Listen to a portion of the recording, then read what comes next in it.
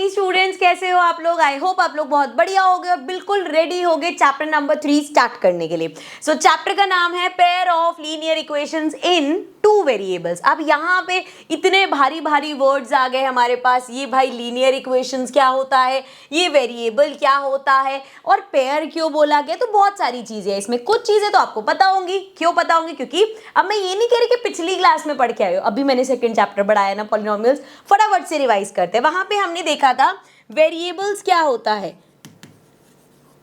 Variables हमारे होते हैं जैसे x, y, z, इस तरीके से, जिनकी जो वैल्यूज है वो वैरी कर सकती है।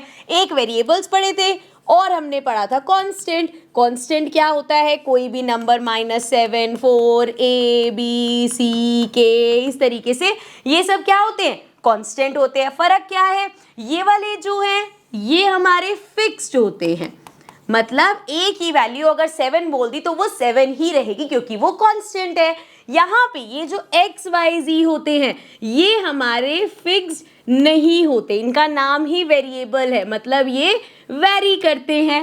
ठीक है, क्लियर, ये चीज याद है। इसके बाद हमने देखा था ये मल्टीप्लाई होके मिलजुल के क्या बनाते हैं?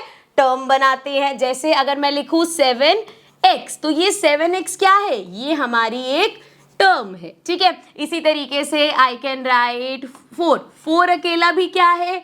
एक टर्म है। अब ये अलग अलग टर्म्स प्लस माइनस होके क्या बना रही थी? जैसे 7x प्लस 4, ये क्या बनाया इसने? ये बनाया इसने एक पॉलिनोमियल, या हम कह सकते हैं एक एल्जेब्रिक एक्सप्रेशन बनाया। अब एल्जेब्रिक एक्सप्रेशन, ये मैं लास्ट चैप्टर में जो पढ़ा वो रिवाइज करा रही हूँ फटाफट इसलिए। एल्जेब्रिक एक्सप्रेशन और एक पॉलिनोमियल में क्या फर्क पड़ा था? हमने क्लियर कहा था भैया वैसे तो ये दोनों सेम चीजें हैं, लेकिन एक एल्जेब्रिक एक्सप्रेशन पॉलिनोमियल तब होता है जब उसके वेरिएबल की जो पावर है वो एक होल नंबर हो। क्या मतलब हुआ इस बात का? इस बात का मतलब ये हुआ कि जैसे अगर x वेरिएबल है, raise to the power 4, x raise to the power 0, x raise to the power 2 and so on, ये हो सकता है। लेकिन एल्जेब्रिक एक्सप्रेशन में x raise to the power 1/2 भी हो सकता है, x raise to the power -7 भी हो सकता है। ठीक है, तो ये फर्क है हमारे पॉलिनोमियल और एल्जेब्रिक एक्सप्रेशन में। ठीक है, अब इसी पॉलिनोमियल में हमने पढ़ा था भैया 3 तरह के। कौन से 3 तरह के? देखो पॉलिनोमियल में हमने कहा था कि भैया 3 तरह के होते हैं। एक जिसकी हाईएस्ट पावर, और इस हाईएस्ट पावर को भी कुछ बोला था।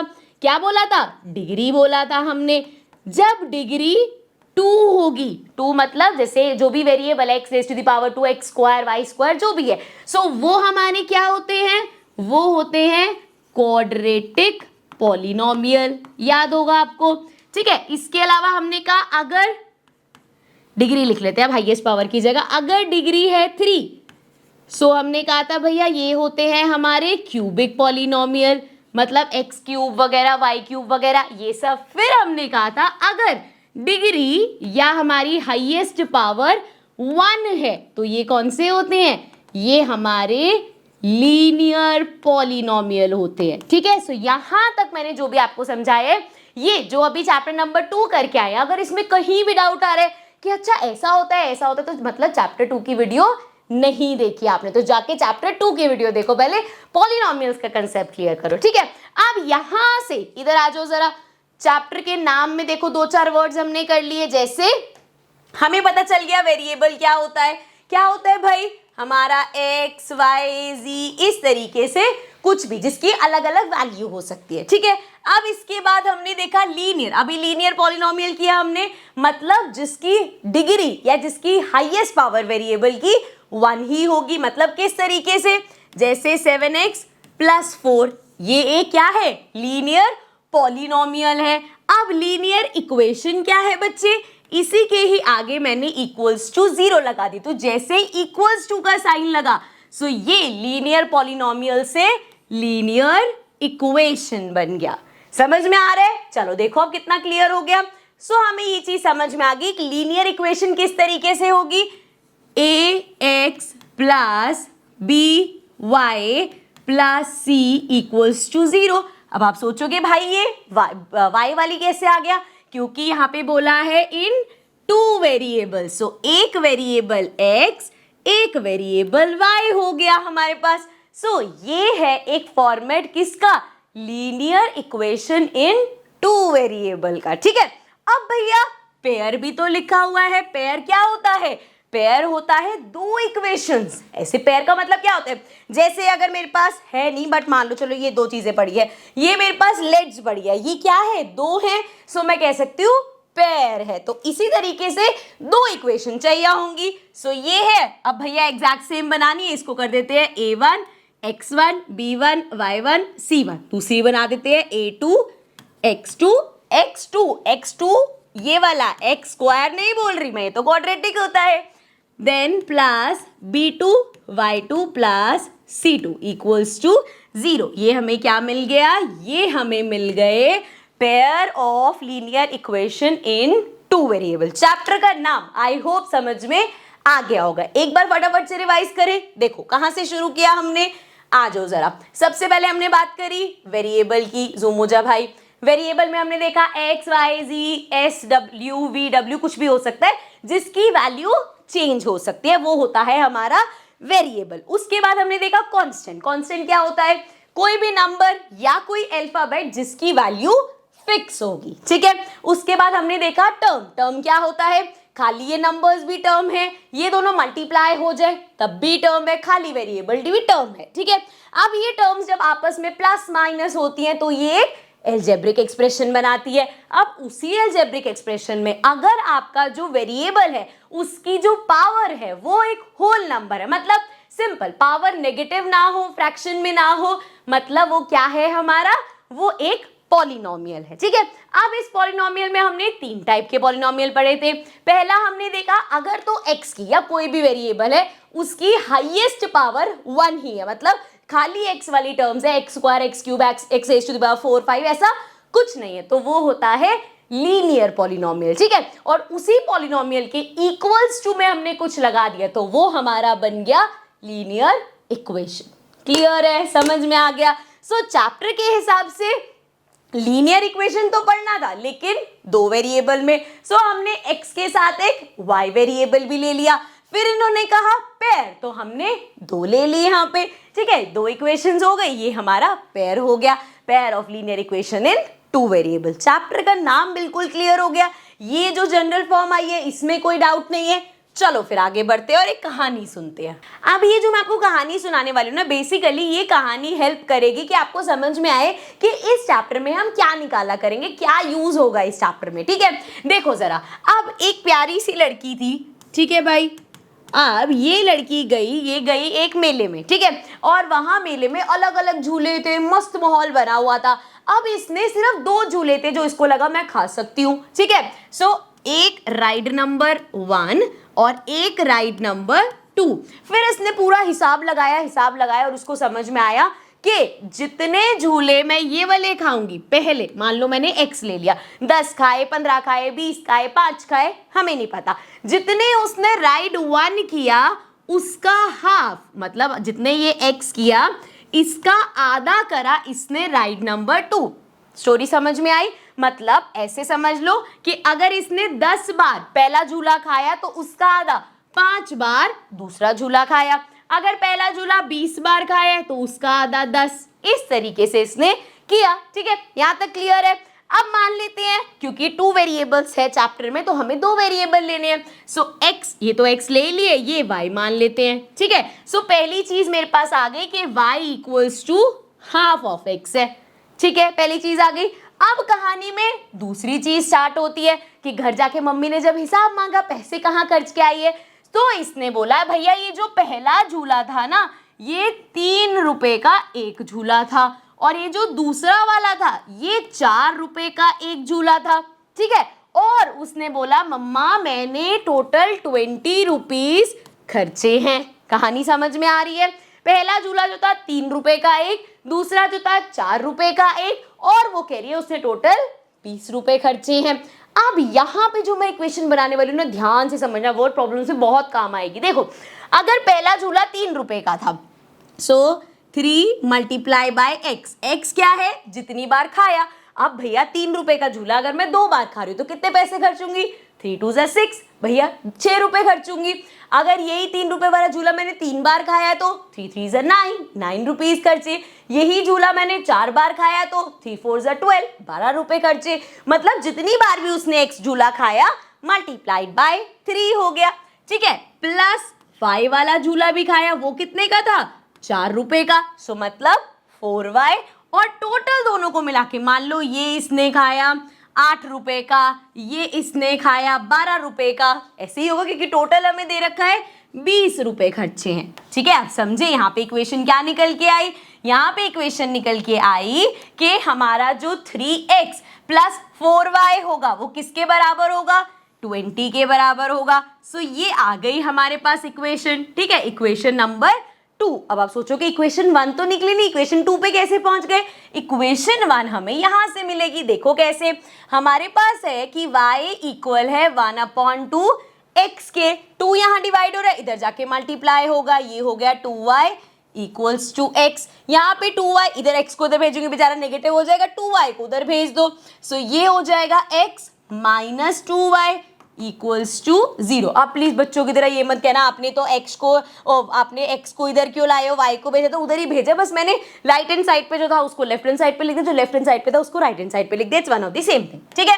चलो, सो ये जो थी ये थी हमारी पहली इक्वेशन। अब ये चैप्टर हेल्प करेगा निकालने में कि भैया इस लड़की ने कितने झूले पहले वाले खाए और कितने झूले दूसरे वाले खाए, मतलब x और y निकालने में हेल्प करेगा, ठीक है। तो जो भी सिनेरियो हमारे पास होगा उससे हम 2 इक्वेशन बनाएंगे एंड देन एक एक करके x y की वैल्यू निकालेंगे। अब इस पूरी कहानी में अभी हमें नहीं पता कि उसने x झूला कितना खाया और y झूला कितना खाया, लेकिन अब हमारे पास है 3 मेथड्स ये जानने के लिए, मतलब पेयर ऑफ लीनियर इक्वेशन को सॉल्व करने के 2 क्यों बनाया मैंने, 3 मेथड्स है, ठीक है। जिसमें पहला मेथड है हमारा ग्राफिकल मेथड। ग्राफिकल मेथड बोले तो ग्राफ की हेल्प से हम बताएंगे कि उसने कितने झूले खाए। तो आपको क्या चाहिए, यहां जो हमने 2 इक्वेशन बनाई है वो चाहिए होगा, लिख लो x minus 2y equals to 0, x minus 2y equals to 0, ये हमारी पहली इक्वेशन।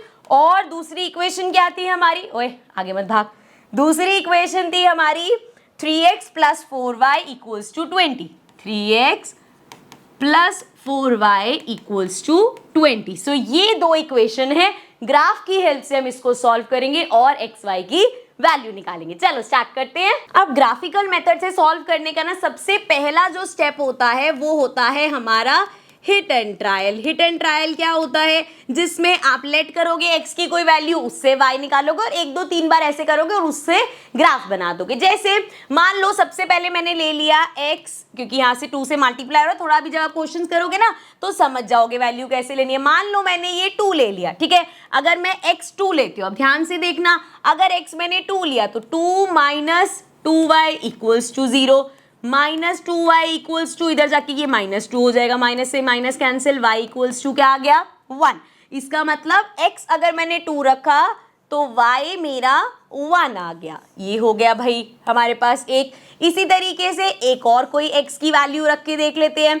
लेट्स सपोज x की वैल्यू मैंने 4 रख ली, तो अब क्या होगा भाई, ये रखा 4 minus 2y equals to 0, minus 2y equals to हो जाएगा 4, हमारा इधर चला जाएगा, माइनस 4 माइनस से minus cancel, y equals to हो गया 4 upon 2, so y equals to आ गया 2। दैट मीन्स जब मैंने x 4 रखा तो y मेरा 2 आ गया, ठीक है। 2 वैल्यू निकाले, आप चाहो तो और एक्यूरेट करने के लिए 3 4 वैल्यूज भी निकाल सकते हो, ठीक है। चलो यहाँ तक तो समझ में आ गया होगा, आगे बढ़ते हैं। जरा जरा जरा जरा जरा हटो जरा, चलो यहाँ से अब यही जो चीज हमने इसके साथ करी है यहाँ पे भी करनी पड़ेगी।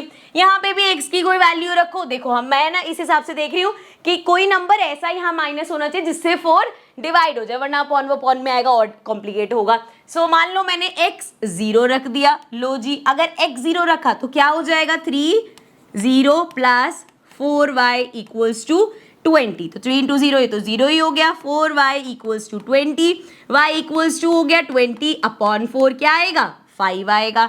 मतलब जब x 0 रखा तो y मेरे पास 5 आ गया, ठीक है। तो एक टेबल इसका ये मिल गया हमें। एक बार और कुछ x रख के देखते हैं। लेट्स सपोज अब रखते हैं 20, 4 माइनस कर सकते हैं, 4 माइनस नहीं, 4 3 12, 12 माइनस कर लेते हैं, तो x की वैल्यू 4 रख लेते हैं। 4 वैल्यू रखेंगे तो क्या आएगा, देखो जरा, 3x की जगह 4 plus 4y equals to 20। So ये हो गया 4 3 12 प्लस 4y इक्वल्स टू 20, और 4y हो जाएगा 20 माइनस 12। देखो जरा क्या आएगा, ये आ जाएगा 20 में से 12 माइनस करेंगे 8 हो जाएगा, और y 8/4 ये आ जाएगा 2। सो दैट मीन्स हमारे पास क्या हो गया, जब x 4 रखा तो y क्या आया हमारे पास, 2 आ गया। ये हमारे पास दो वैल्यूज आ गई। अब हमें क्या करना है, ये चीज को हमें ग्राफ में प्लॉट करना है। सो ये बना ली हमने एक अपनी y एक्सिस, ये बना ली हमने x एक्सिस। वैसे तो मुझे ऐसा लगता है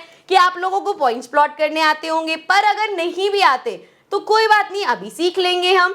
चलो ग्राफ बनाते हैं पहले।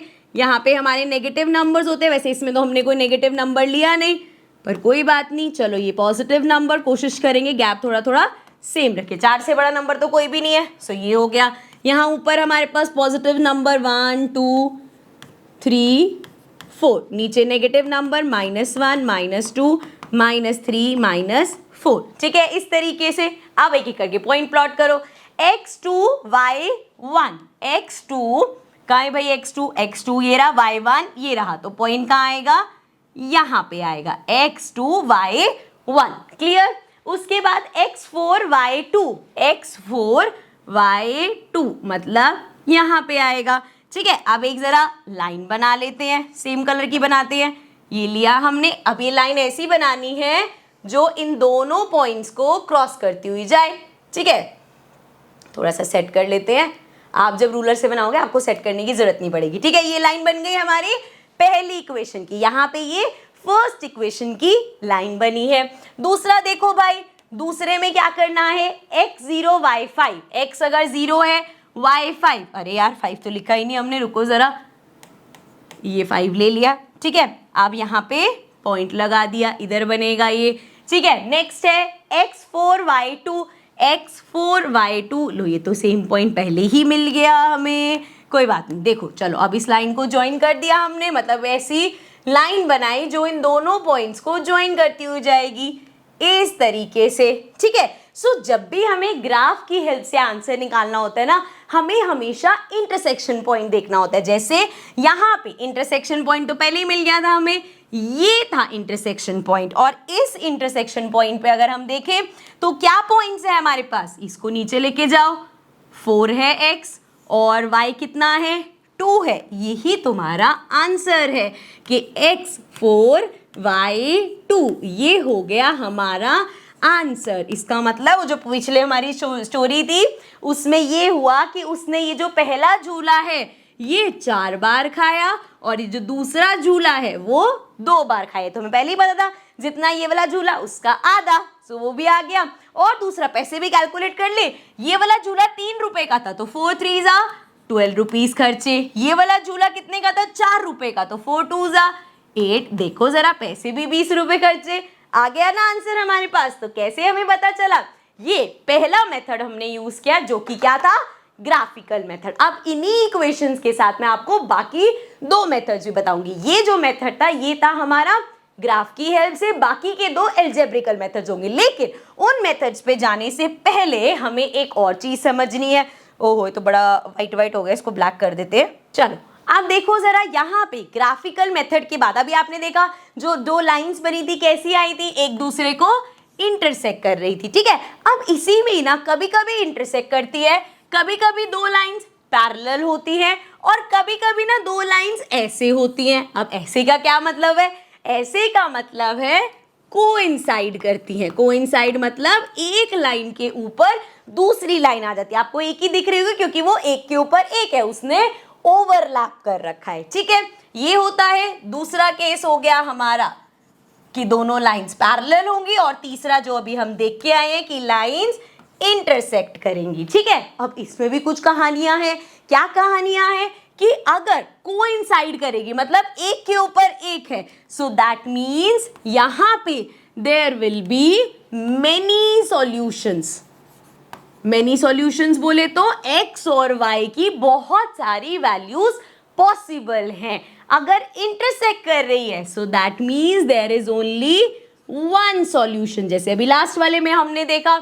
और अगर ग्राफ में आपने दो लीनियर इक्वेशंस की लाइंस बनाई और वो पैरेलल आ गई so that means there is no solution possible, कोई सॉल्यूशन नहीं है उसका। ठीक है, आपने ऐसे दो लीनियर पेयर निकले बन लिए और उनकी लाइंस बनाई आपने और आपको लाइंस पैरेलल निकली, मतलब एक्स वाई की कुछ वैल्यू नहीं निकल सकती, नो सॉल्यूशन पॉसिबल। ठीक है, समझ में आ गई ये तीन चीजें। इसी के ही और नाम भी है, क्या नाम है कि अगर मेनी सॉल्यूशन है या कोइंसाइड कर रही है तो हम कहते हैं ये कंसिस्टेंट है। इसी तरीके से अगर इंटरसेक्ट कर रही है, वन सॉल्यूशन है, तो फिर से हम कहते हैं कि ये कंसिस्टेंट है। अगर पैरेलल है और नो सॉल्यूशन है तो हम कहते हैं ये इनकंसिस्टेंट है। अरे अरे अरे, ठीक है, समझ में आ गया। ये वर्ड्स ना तुम्हारे यूज होंगे, ये मत सोचना ऐसी मैम इंग्लिश झाड़ रही है, इंग्लिश नहीं झाड़ रही, मैं बता रही हूँ ये वर्ड्स यूज आएंगे क्वेश्चन में। तुम्हें ये नहीं बताएगा कि पैरेलल है, मान लो उन्होंने बोल दिया इनकंसिस्टेंट है, तो तुम्हें ध्यान रखना पड़ेगा कि पैरेलल की बात हो रही है। अब इसी में ही अब कब पता चलेगा तुम्हें कि लाइन इंटरसेक्ट कर रही है या लाइन पैरेलल है या कोइंसाइड कर रही है, जब तुम ग्राफ बनाओगे। लेकिन अगर मैं कहूं कि मैं तुम्हें दो इक्वेशन दूंगी और ग्राफ बनाए बिना ही तुम बता दोगे कि लाइंस जब इनके ग्राफ बनेंगे तो वो कोइंसाइड करेंगे, पैरेलल होंगे या इंटरसेक्ट करेंगे, तो ये जादू सीखे। चलो आओ जरा देखो, हमारे पास दो जो इक्वेशन होंगी लीनियर इक्वेशन किस फॉर्मेट में होती है, अभी हम देख के आए थे।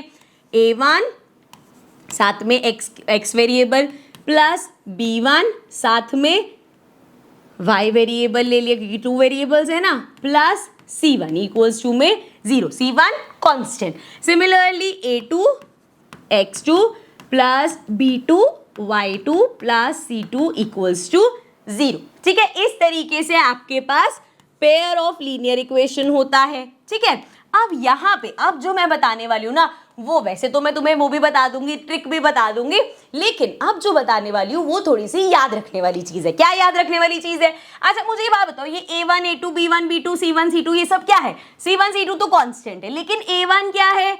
x1 का, रुक जा भाई, इस वाले x का कोफिशिएंट। कोफिशिएंट याद है? जैसे अगर मेरे पास है 4x तो x का कोफिशिएंट 4, अगर मेरे पास है 74y सो y का कोफिशिएंट 74। ठीक है, तो ये सारे क्या है?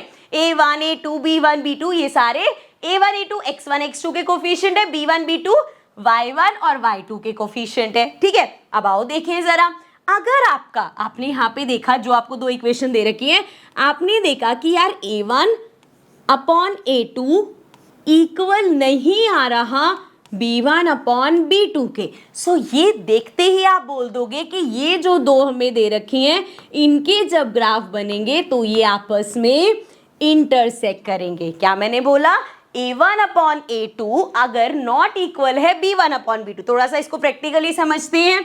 अगर हमारे पास इक्वेशन है 4x प्लस 7y साथ में ले लेते हैं प्लस 3 इक्वल्स टू 0, और दूसरी इक्वेशन है मान लो 9x plus 13y plus 7 equals to 0।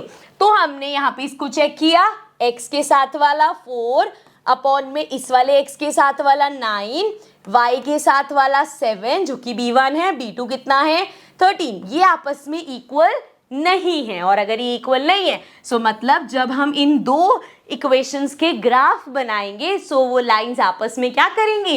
Intersect करेंगी, पहली चीज।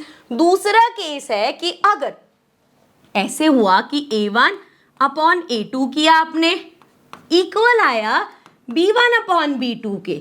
ठीक है, फिर आपने आगे चेक किया और आगे भी इक्वल आया c1 अपॉन c2 के। इस तरीके से अगर हुआ सो हम कहेंगे कि भैया ये तो सभी कुछ खबर आ रहा है, तो ये क्या होंगी? कोइंसाइड करेंगी। अगर आपका a1 अपॉन a2 इक्वल है b1 अपॉन b2 इक्वल है c1 अपॉन c2, तो हमारे जो ग्राफ बनेंगे उसमें जो लाइंस बनेगी वो कोइंसाइड करेंगी। ठीक है, यहाँ तक क्लियर है? थर्ड चीज है कि आपने देखा a1 अपॉन a2 इक्वल है B1 अपॉन B2 के, और आपको ये लगा ही था कि ये कोइंसाइड करेंगी, लेकिन जब आप आगे बढ़े तो आपको पता चला भाई C1 अपॉन C2 के इक्वल नहीं है ये। सो इस केस में क्या होगा, लाइंस पैरेलल बनेंगी। समझ में आया? अब टेंशन ये है कि ये याद कैसे होगा। सो बहुत सिंपल है याद करना। देखो पहले अगर पहली चीज इक्वल नहीं आई, यहाँ पे क्या हो रहा है, नॉट इक्वल का मतलब दिख रहा है कुछ ऐसे, इंटरसेक्ट हो रहा है, इंटरसेक्ट हो रहा है, इंटरसेक्ट हो रहा है। सो याद रहेगा भैया पहला इक्वल नहीं है तो इंटरसेक्ट कर रहा है। फिर आपने देखा पहला जो है यहाँ पे क्या दिख रहा है, ये दो लाइंस इक्वल जो कि कैसी होती हैं, पैरेलल। तो पहला अगर आपको इक्वल मिला तो पैरेलल होगा। अब आप सोचोगे ये भी तो लग सकता है, अरे भाई इसमें तो तीनों ही इक्वल है, ये तो सबसे सिंपल है, तीनों इक्वल मतलब कोइंसाइड ही करेगा। ठीक है, सो ये ट्रिक भी पता चल गई। पहले पे ही इंटरसेक्ट हो गया मतलब इंटरसेक्ट, सारे इक्वल हैं मतलब कोइंसाइड, पहला पैरेलल है आगे नॉट इक्वल है तो वो पैरेलल हो गया। ठीक है, समझ में आया? चलो क्वेश्चन लेते हैं और ज्यादा क्लियर होगा। अब क्वेश्चन किस हिसाब से पुट कर सकते हैं, on comparing the ratios A1 upon A2, B1 upon B2 and C1 upon C2, find out whether the pair of equation this and this are, देखो क्या बोला उन्होंने, कंसिस्टेंट है या इनकंसिस्टेंट है ये बताओ। मैंने बोला था ना ये वर्ड्स यूज होंगे, कहीं पे भी उन्होंने ये नहीं बताया बोलो कि पैरेलल है, इंटरसेक्ट है या कोइंसाइड है। तो आपको पता होना चाहिए कि कंसिस्टेंट कब होगा, कंसिस्टेंट होगा अगर ये हमारे पास आ गया कि इसने इंटरसेक्ट किया है, या हमारे पास आ गया कि इसने कोइंसाइड किया है, या हम सिंपल उसमें कह सकते हैं भाई ये तब होता है जब हमारा क्या होगा, कोई सॉल्यूशन पॉसिबल है। एंड इनकंसिस्टेंट कब होता है, इनकंसिस्टेंट होता है जब ये पैरेलल होगा। ठीक है, तो आपको ये चेक करना है इंटरसेक्ट कर रहा है, कोइंसाइड कर रहा है या पैरेलल है। ठीक है, चलो आओ चेक करें। तो देखो ऐसा जब भी करना हो ना और चाहते हो कि भैया मार्क्स मतलब गलती से ना कुछ गलत तो हो जाए, मार्क्स ना कटे, सो पहले ही क्लियर लिख लो A1 क्या है, A2 क्या है, B1 क्या है, B2 क्या है, C1 क्या है, C2 क्या है। सो देखो A1 क्या है, पहली इक्वेशन ये है x के साथ 3/2 है, देन इसमें y के साथ 5/3 है, देन कांस्टेंट टर्म यहाँ पे 7 है, हमेशा इक्वल्स टू के उधर जाके चेक करना, तो ये -7 हो गया। यहाँ पे देखो सेकेंड इक्वेशन में x के साथ क्या है 9, y के साथ क्या है, हमेशा साइन के साथ ले रहा, 10 नहीं -10। ठीक है, और इसी तरीके से 14 उधर इमेजिन करेंगे तो -14। ठीक है, क्लियर? यहाँ तक क्लियर है? चलो अब चेक करना स्टार्ट करते हैं। सबसे पहले देखते हैं A1 अपॉन A2 मतलब 3/2 अपॉन में 9। जब भी फ्रैक्शन के नीचे आपके पास ऐसे आ जाए सो आप क्या करते हो, 3/2 एज इट इज लिखा, ये जो है इसका रेसिप्रोकल कर दिया, 1/9 कर दिया, ये हो जाएगा 3। सो ये आ गया 1/3 2 ज़ा 6, 1/6 आ गया। अब इसमें आगे देखो, अगर मैं करूं B1 upon B2, B1 upon B2 क्या होगा, 5/3 अपॉन में -10। सो ये क्या हो जाएगा 5/3 एज इट इज 1/-10 का बेसिकली हमने रेसिप्रोकल कर दिया, 5 से इसको कैंसिल किया, ये आ गया 2, तो ये क्या आया माइनस का 1/6। अगर ये माइनस भूल गए ना तो आपको लगेगा ये दोनों सेम आए हैं, लेकिन क्योंकि माइनस है मतलब हम कह सकते हैं कि भाई ये A1 upon A2 not equal है B1 अपॉन B2 के। और अगर पहले स्टेप में ही नॉट इक्वल आ गया सो हमें आगे बढ़ने की जरूरत ही नहीं है, क्योंकि हमें पता है अगर यहाँ पे पहुंच गए हो सो मतलब क्या होगा, इस केस में ये इंटरसेक्ट करेंगे। ठीक है, क्लियर है, समझ में आ गया? ठीक है, डन। चलो अगर इंटरसेक्ट करते हैं तो क्या मतलब है, कंसिस्टेंट है। तो हमसे पूछा था कंसिस्टेंट है या इनकंसिस्टेंट है, तो ये कंसिस्टेंट है। ठीक है, चलो आगे बढ़ते हैं।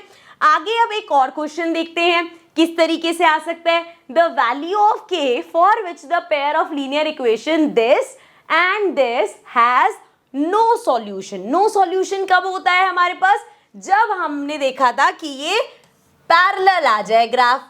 जब पैरेलल होता है ग्राफ तब होता है हमारे पास नो सॉल्यूशन। ठीक है, और इसकी कंडीशन क्या होती है कोफिशिएंट वाली, इसकी कंडीशन होती है कि A1 अपॉन A2 इक्वल होता है B1 अपॉन B2 के, बट नॉट इक्वल होता है C1 अपॉन C2 के। ये कंडीशन है।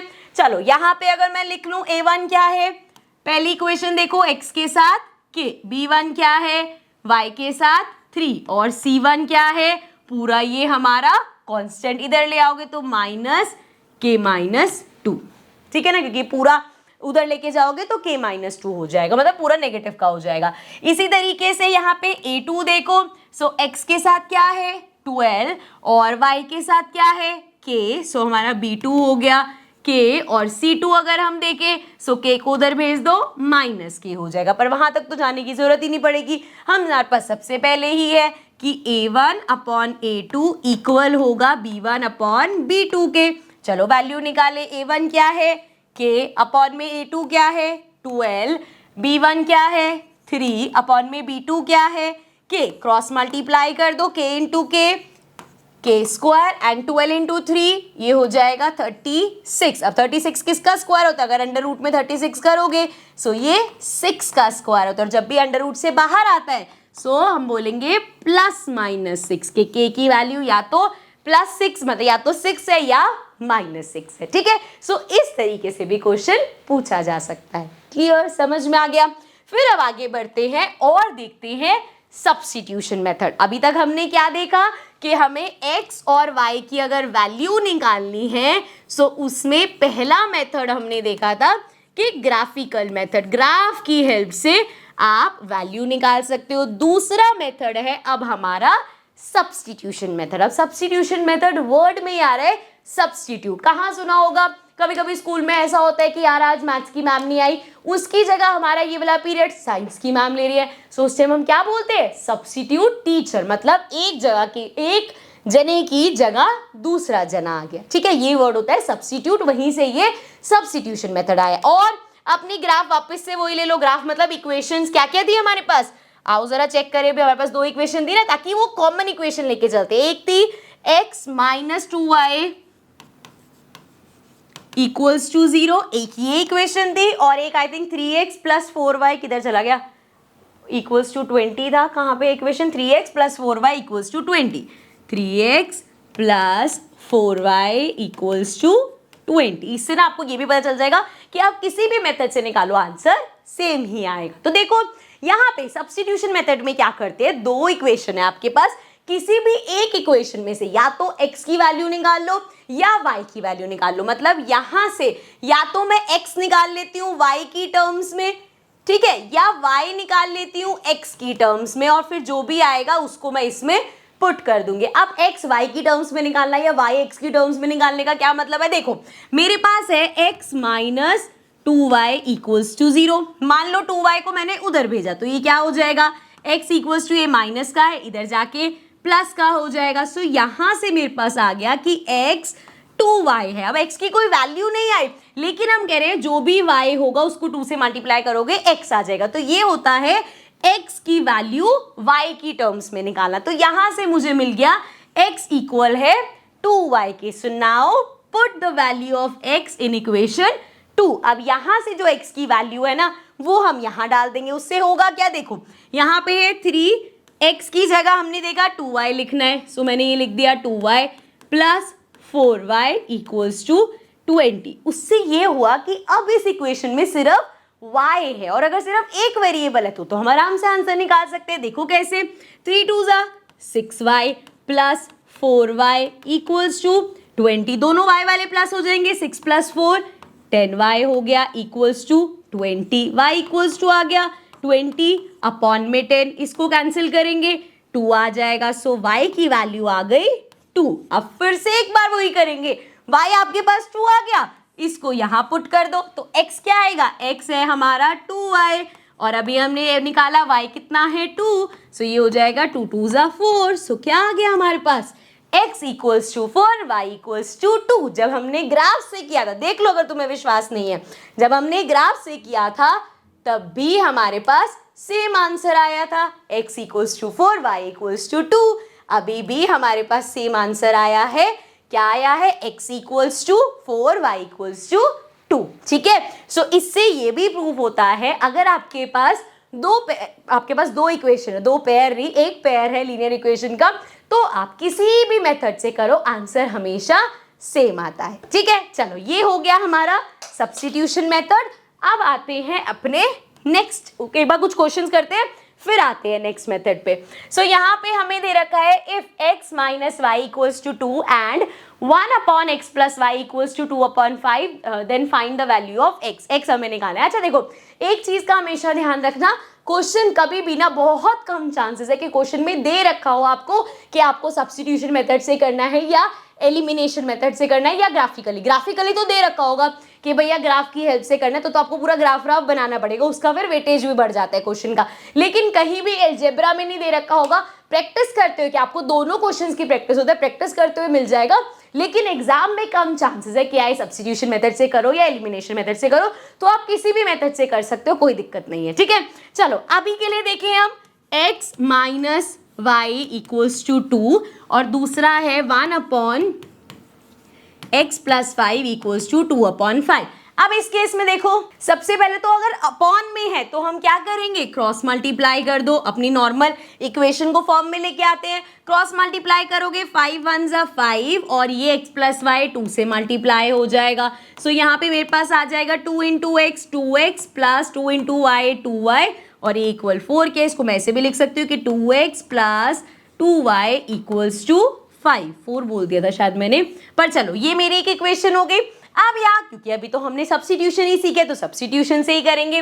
यहाँ पे दे रखा है x minus y equals to 2, तो x की वैल्यू मैं अगर निकालना चाहूँ तो क्या हो जाएगी, y इधर माइनस का इधर जाके प्लस का हो जाएगा, तो ये हो गया 2 प्लस वाई। सो यहाँ पे मेरे पास x की वैल्यू आ गई 2 प्लस वाई, क्या करूँगी मैं, इसमें पुट कर दूंगी। सो ये क्या हो जाएगा, देखो जरा, ये है मेरे पास 2, x की जगह मुझे क्या लिखना है, 2 plus y equals to 2y equals to 5। So ये हो गया 2 into 2 4 plus 2 into y 2y plus 2y equals to 5। अब 4 नंबर है उसको उधर भेज दो और इन दोनों को प्लस कर दो, 2 2 जा 4, ये आ गया 4y इक्वल्स टू, ये हो जाएगा 5 माइनस 4। सो ये आ गया हमारा, चलो चलो ऊपर y इक्वल्स टू आ जाएगा, 5 में से 4 गया 1, 4 यहाँ मल्टीप्लाई और इधर आके डिवाइड हो जाएगा, तो y की वैल्यू आ गई 1/4। लेकिन क्वेश्चन में हमसे x पूछा था, तो कोई बात नहीं, x निकाल देते हैं भाई। x हमारा क्या हो जाएगा, x equals to 2 plus y क्या आया है 1/4। सो ये हो जाएगा, एलसीएम लिया 4, ये आ गया 1, यहाँ पे मल्टीप्लाई करेंगे 4 से, 4 2 जा 8 प्लस 1, सो ये आ गया 9/4। सो x की वैल्यू आ गई 9/4। कभी भी आंसर को देख के ये मत सोचना हाई फ्रैक्शन में आ गई, ये तो गलत है, इसका मतलब ऐसा जरूरी नहीं है। ठीक है, आपको अपने पूरा सॉल्यूशन पे विश्वास होना चाहिए। ठीक है, एक बार क्रॉस चेक कर लेना बस। चलो, सो x की वैल्यू आ गई 9/4, यही इस क्वेश्चन में करना था। नेक्स्ट अब हम देखते हैं एलिमिनेशन मेथड। एल्जेब्रिकली दूसरा मेथड क्या है, देखो मेथड का नाम है एलिमिनेशन। सो एलिमिनेट करना, एलिमिनेट वर्ड सुना होगा तुमने जब बिग बॉस वगैरह देखते थे। सो उसमें क्या होता था, ये स्पिट्सविला या रोडीज जो भी देखते थे, उसमें एक एलिमिनेशन ग्राउंड होता था, या उसमें हर हफ्ते एक कंटेस्टेंट बाहर निकलता था, तो हम बोलते थे वो एलिमिनेट हो गया। यहाँ पे भी हम यही करेंगे, हमें या तो x y ये दोनों वैल्यू निकालनी होती है, तो हम अपनी इक्वेशन में से या तो x को एलिमिनेट कर देंगे या y को एलिमिनेट कर देंगे। कैसे, आओ देखते हैं। सो हमारे पास इक्वेशंस अपनी वही रखेंगे, क्या थी equations, x minus 2y equals to 0 और 3x plus 4y equals to 20। एक बार क्रॉस चेक कर लेती हूँ, ज़्यादा कॉन्फिडेंस ले डूबता है कभी कभी। x माइनस कहाँ गया, x minus 2y equals to 0, 3x plus 4y equals to 20। सही है, ठीक है, हो सकता कभी कभी रख लेना चाहिए कॉन्फिडेंस। चलो, अब एलिमिनेशन मेथड में हम क्या करते हैं, दोनों इक्वेशन में या तो x सेम बना देंगे या हम y सेम बना देंगे। अब भैया कैसे बना दोगे x सेम और y सेम, देखो दोनों में से अच्छा एक चीज, ये नहीं कि दोनों सेम बनाने पे लग जाओगे, या तो x सेम बना लो या y सेम बना लो। जैसे एग्जाम्पल देखो, यहाँ पे है 3x, पहले मैं x वाला बता रही हूँ, यहाँ पे 3x है, अगर मैं इस पूरी इक्वेशन को 3 से मल्टीप्लाई कर दूं, ये बात ध्यान रखना भाई, मल्टीप्लाई कर सकते हो लेकिन पूरी को करना पड़ेगा, ऐसा नहीं कि सिर्फ x को कर दोगे। अगर इस पूरी को करूंगी तो ये क्या आ जाएगा, 3x माइनस 3 2 जा 6y इक्वल्स टू 0, 3 इंटू 0 0 हो गया। सो ये आ गया मेरे पास 3x माइनस 6y। अब क्या हुआ, यहाँ पे ये 3x था, मैंने इसको भी 3x बना लिया। सो यहाँ पे मैंने x सेम बना दिया। यही चीज मान लो मैं x सेम नहीं बना रही, मैं y सेम बनाना चाहती हूँ, तो यहाँ पे था 2y, इधर था मेरे पास 4y। तो मैंने सोचा अगर मैं इस पूरी इक्वेशन को 2 से मल्टीप्लाई कर दूं, करना आपको एक है, मैं सिर्फ समझा रही हूं। सो क्या होगा मेरे पास 2 इंटू एक्स 2x माइनस 2 2 जा 4y एंड 2 इंटू 0 0। तो मेरे पास ये इक्वेशन आ जाती। अब इस इक्वेशन और इस इक्वेशन में देखो 4y सेम हो गए ना। तो पहला स्टेप होता है वेरिएबल वाला जो आपका टर्म है उसको सेम बनाना, ठीक है। अब पता है क्या होगा, जब मैं आपको इसे स्टेप्स बताऊंगा ना आपको लगेगा यार एलिमिनेशन मेथड तो बहुत मुश्किल है, सब्स्टिट्यूशन ही बढ़िया है। लेकिन जब आप प्रैक्टिस करोगे तो यू विल रियलाइज कि ये मेथड ज्यादा आसान होता है और 90% आप लोग यही मेथड यूज करना प्रेफर किया करोगे। चलो आओ, वेरिएबल सेम बना लिए। मान लो हमने पहला वाला ले लिया, तो ये इक्वेशन तो एज इट इज है 3x plus 4y equals to 20। यहाँ पे हमने क्या किया था, x वाली टर्म को सेम बनाने के लिए 3 से मल्टीप्लाई किया, ये इक्वेशन आई थी। अब इस इक्वेशन को इसके नीचे लिख लो 3x minus 6y equals to 0। अब यहाँ पे हमें क्या करना होता है, प्लस करना होता है या माइनस करना होता है। अब कैसे डिसाइड करें कि प्लस करना है या माइनस करना है, सिंपल, हमने क्या किया है 3x वाली टर्म को मतलब x वाली टर्म को सेम बनाया है। अगर मैं इसको प्लस कर दूं, मुझे करना क्या है, एलिमिनेट करना है, x वाली टर्म्स को हटाना है। अगर मैं इसको प्लस करूंगी तो क्या होगा 3 + 3 6x आ जाएगा। क्या फायदा हुआ सेम बनाने का। लेकिन अगर मैं इसको माइनस कर दूं तो क्या होगा, 3x में से 3x गया 0 हो जाएगा, x की टर्म गायब हो जाएगी। तो जब भी आप माइनस करोगे तो क्या होगा, हमेशा साइन चेंज होंगे। ये यहाँ पे प्लस का है, माइनस का हो गया, ये माइनस का है, प्लस का हो गया, साइन सबके चेंज होंगे। यहाँ पे तो कोई नंबर नहीं है, जो नंबर होता वो पॉजिटिव होता तो नेगेटिव हो जाता, नेगेटिव होता पॉजिटिव। मतलब अगर ये प्लस का होता तो माइनस कर देते, माइनस का होता प्लस कर देते। अभी आगे क्वेश्चन की प्रैक्टिस करोगे, टेंशन मत, ठीक है। यहाँ तक समझ में आ गया। अब इस केस में क्या होगा, 3x में से 3x ये तो हो गया कैंसिल, ये दोनों प्लस के हैं, 4 + 6 क्या होगा 10y हो गया।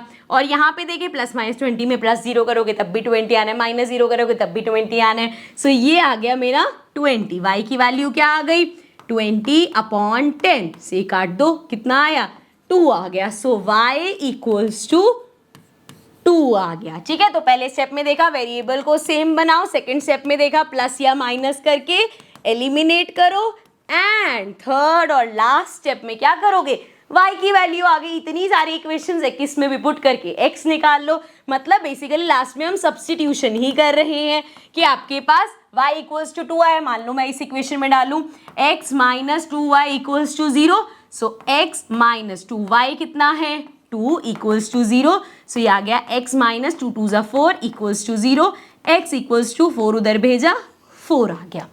सो x की वैल्यू 4 आ गई। क्लियर, समझ में आ गया। चलो भाई, अच्छा ये भी देख लो भाई, फिर से x4 y2 आया है। जैसे कि मैंने बोला था कि किसी भी मेथड से करो आंसर सेम ही आएगा, ठीक है। चलो आगे बढ़े। तो अब है हमारे पास एक क्वेश्चन जो कि कहता है solve 2x + 3y equals to 11 and 2x minus 4y equals to minus 25 and then find the value of m। पहले तो इसको सॉल्व करना है, मतलब पहले x और y की वैल्यू निकालोगे, फिर वहां से m की वैल्यू निकालो। करे क्वेश्चन इजी है, सिंपल है। देखो इक्वेशन क्या है 2x + 3y equals to 11। दूसरी इक्वेशन है 2x minus 4y equals to minus 24, ठीक है। अब यहाँ पे हमारा पहला काम क्या होता है, अगर मैं इसको एलिमिनेशन से कर रही हूँ, पहला काम क्या होता है, या तो x के वेरिएबल को सेम बना लो या y वालों को सेम बना लो। इस क्वेश्चन में अगर मैं ध्यान से देखूँ तो भैया x वाले तो ऑलरेडी सेम है, तो बस इनको एक के नीचे एक रख लो। ये इक्वेशन है 2x + 3y equals to 11। Second equation है 2x - 4y equals to 24 minus का। अब अगेन प्लस करें कि माइनस करें, प्लस करूंगी तो 2 2 4x हो जाएगा, तो माइनस ही करना है। माइनस करोगे सबके साइन चेंज करो, ये प्लस का है माइनस हो गया, ये माइनस का है प्लस का हो गया, ये माइनस का है प्लस का हो गया, 2x से 2x कैंसिल हो गया। So plus plus 4 + 3 is 7y आ गया हमारे पास। यहाँ पे देखें तो प्लस प्लस प्लस करना है, 4 + 1 5 2 + 1 3। सो y इक्वल्स टू आ गया 35 अपॉन में 7 7 5 35 होता है, तो y मेरा आ गया 5। अब यहाँ से y की वैल्यू निकली है, अब x की वैल्यू मान लो मैं इसमें पुट करके x की वैल्यू निकाल लेती हूँ, सो ये हो जाएगा 2x प्लस 3, y कितना है 5 इक्वल्स टू 11, सो ये आ जाएगा 2x प्लस 5 3 ज़ा 15 इक्वल्स टू 11, सो 2x हो जाएगा 11 माइनस 15, 2x हो जाएगा 11 12 13 14 15 माइनस का 4, सो x हमारा हो गया माइनस का 4/2, कैंसिल करो -2 आएगा, तो x आ गया -2 और y आ गया 5। अब ये दोनों वैल्यूज लेके हमें यहाँ पे m निकालना है, क्योंकि हमें दे रखा है y इक्वल्स टू है mx प्लस 3, y कितना आया है 5, m निकालना है, x कितना है -2, सो ये आ गया -2 प्लस 3, सो ये हो गया 5, ये आ गया -2m और ये प्लस 3, इधर आके क्या हो जाएगा 5 - 3 -2m, 5 में से 3 गया 2 आ गया equals to -2m, so m हमारा क्या हो जाएगा, 2 को उधर भेजोगे कैंसिल हो जाएगा, बचा -1, सो m की वैल्यू निकालनी थी वो आ गई -1। सिंपल, आपको क्या करना था, एलिमिनेशन मेथड लगा के x y की वैल्यू निकाली, वहां से m की वैल्यू आ गई। ठीक है, चलो so नाउ नेक्स्ट क्वेश्चन देखो, x plus 1/2 plus y minus 1/3 equals to 8, एक इक्वेशन ये है और दूसरी इक्वेशन है x minus 1/3 plus y plus 1/2 equals to 9। अब इस तरीके का क्वेश्चन देखते हैं ना तो डर जाते कि पता नहीं कैसा क्वेश्चन आ गया, ये कैसे होगा। सिंपल, जो आपको दे रखा है लिख लो पहले। सो क्या है हमारे पास, x plus 1/2 then plus y minus 1/3, इसमें हम क्या कर सकते हैं, एलसीएम ले सकते हैं, ऑल्सो इक्वल्स टू 8 है, तो चलो एलसीएम लेते हैं। जब आप एलसीएम लोगे 2 और 3 का एलसीएम क्या होता है 6 होता है। अब 2 को 6 बनाने के लिए इंटू 3 करना पड़ेगा, यहाँ इंटू 3 तो ऊपर भी इंटू 3, यहाँ पे करना पड़ेगा 3 2 ज़ा 6 तो ऊपर भी इंटू 2 होगा। सो ये हो जाएगा 3 मल्टीप्लाई होगा x प्लस 1 से, देन प्लस 2 मल्टीप्लाई होगा y माइनस 1 से इक्वल्स टू 8। सो ये हो गया 3 into x 3x plus 3 into 1 3 plus 2 into y 2y minus 2 1 ज़ा 2। अब 6 यहाँ डिवाइड हो रहे थे जाके मल्टीप्लाई होगा, 6 8 ज़ा 48। सो ये हमारा हो जाएगा 3x प्लस 2y और प्लस माइनस 3 में से 2 गया 1 आ जाएगा, उधर जाके माइनस का हो जाएगा तो 48 माइनस 1, सो ये आ गया 3x plus 2y equals to 47। ये आ गई हमारी पहली इक्वेशन। ये लो वेले हम देख के डर जाते हैं चीज को। सो ये हो गई हमारी फर्स्ट इक्वेशन। ठीक है, अब ये तो सिंपल लग रही है। चलो अब सेकेंड इक्वेशन लिख लेते हैं अपनी। सेकेंड इक्वेशन क्या है हमारे पास, x minus 1/3 plus y plus 1/2 equals to 9। फिर से एलसीएम लो, 3 और 2 का एलसीएम क्या आएगा 6। 3 को मल्टीप्लाई करना पड़ेगा 2 से, ऊपर वाला भी 2 से होगा, 2 को मल्टीप्लाई करना पड़ेगा 3 से, ऊपर वाला भी 3 से होगा। ठीक है, नॉर्मल जो एलसीएम लेते हैं। सो ये हमारा हो जाएगा 2 मल्टीप्लाई होगा x माइनस 1 से प्लस 3 मल्टीप्लाई होगा y प्लस 1 से इक्वल्स टू में क्या है 9। सो ये हो गया 2 इंटू एक्स 2x माइनस 2 1 ज़ा 2 plus 3 into y 3y plus 3 equals to 6 को उधर भेज दो, 6 इंटू 9 54 एंड ये हमारा हो जाएगा 2x प्लस 3y। फिर से वही प्लस माइनस माइनस, 3 में से 2 माइनस करेंगे 1, उधर जाके माइनस हो जाएगा। सो ये हो गया 53। सो यहाँ से हमारा आ गया सेकेंड इक्वेशन। अब इसको नाम दे दो, दिस इज इक्वेशन नंबर 2। अब जरा देखो फर्स्ट और सेकेंड इक्वेशन, दिख रहा है कितना आसान है। क्या करना था, कुछ भी नहीं था। ये क्या हो गया भाई, इसको हटा देते हैं।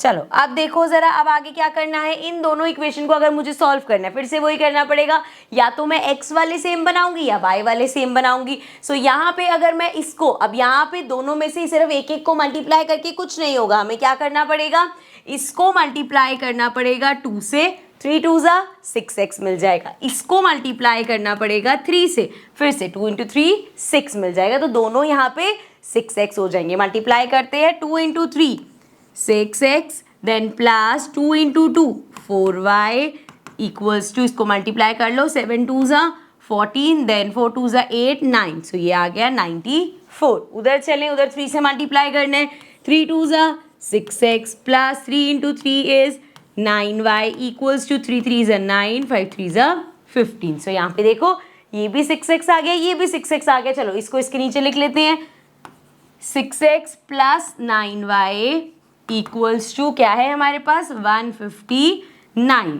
चलो अब यहाँ पे माइनस करना पड़ेगा, साइन चेंज कर दो। सो ये हो गया हमारा कैंसिल, प्लस माइनस माइनस 4 5 6 7 8 9। सो ये आ गया 5y माइनस का, ठीक है। और यहाँ पे माइनस करेंगे 159 में से 94 माइनस करना है। सो 4 5 6 7 8 9, ये आ गया हमारे पास 5। यहाँ पे देखो 9 10 11 12 13 14 15, ये आ गया हमारे पास 65। लेकिन माइनस का माइनस से minus cancel, y equals to हो गया 65 अपॉन में 5। सो कैंसिल करो, 5 1 से तो 5 हो जाएगा, ये आ गया 15 आता है 3 पे। सो y इक्वल्स टू आ गया 13। अब y की वैल्यू 13 आगे पुट कर दो, चाहे इसमें कर दो चाहे इसमें कर दो, यहीं पे ही कर देते हैं। सो ये हो जाएगा 6x plus 9 into y which is 13 equals to 159। So ये हो जाएगा 6x प्लस 9 इंटू 13 करेंगे, 13 इंटू 9 117 इक्वल्स टू 159। सो ये हो गया 6x इक्वल्स टू 159 माइनस 117। सो 9 में से 7 माइनस करो, 7 8 9, ये आ गया हमारे पास 2। ये है हमारे पास 15, 5 में से 1 गया 4। सो ये आ गया 6x equals to 42, x equals to हो जाएगा 42 अपॉन 6, कैंसिल करेंगे, x हमारा आ जाएगा 7। सो हमें x और y की वैल्यू निकालनी थी, x 7 है और y 13 है, ठीक है। देखना क्या है, जब भी क्वेश्चन आएगा ये नहीं सोचना अरे ये तो फ्रैक्शन का क्वेश्चन हो गया, ये तो होगा ही नहीं। सिंपल देखो आप उसमें क्या कर सकते हो, ठीक है। चलो आगे बढ़ते हैं और अब चैप्टर की जो मेन कार्यक्रम है वो स्टार्ट होगा, विच इज वर्ड प्रॉब्लम्स। आपको ये तो पता चल गया है एक्स और वाई निकालने कैसे, पर हर बार ऐसा नहीं होगा कि डायरेक्ट आपको दे दी इक्वेशंस और आपको बोल दिया कि चलो निकालो यहाँ पे एक्स और Y.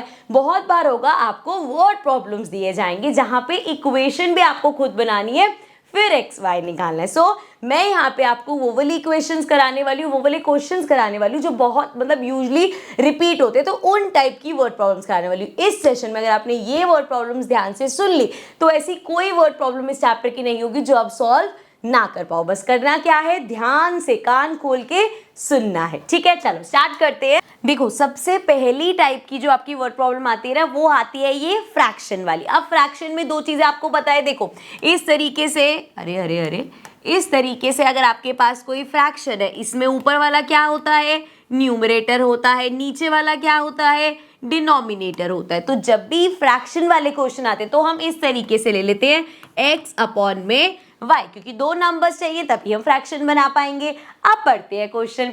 A fraction becomes 9 upon 11 if 2 is added to both the numerator and denominator. So question में क्या कह रहा है, अभी आपकी फ्रैक्शन क्या है, x अपॉन में y. So they are saying if 2 is added to both numerator and denominator, अगर हम 2 ऐड कर दे न्यूमरेटर में भी डिनोमिनेटर में भी तो हमें क्या मिलेगा, हमें मिलेगा 9 अपॉन 11। समझ आया यहाँ पे क्या बोला उन्होंने, एक फ्रैक्शन 9 अपॉन 11 हो जाएगी अगर हम उसमें 2 ऐड करेंगे, उसके न्यूमरेटर में भी डिनोमिनेटर में भी। तो हमारी फ्रैक्शन थी x अपॉन वाई, मैंने न्यूमरेटर में भी 2 प्लस कर दिया, डिनोमिनेटर में भी 2 प्लस कर दिया, तो वो 9 अपॉन 11 के इक्वल होनी चाहिए। ये हो गई हमारी पहली इक्वेशन। अभी इसे नॉर्मल उसमें लाएंगे, टेंशन मत लो।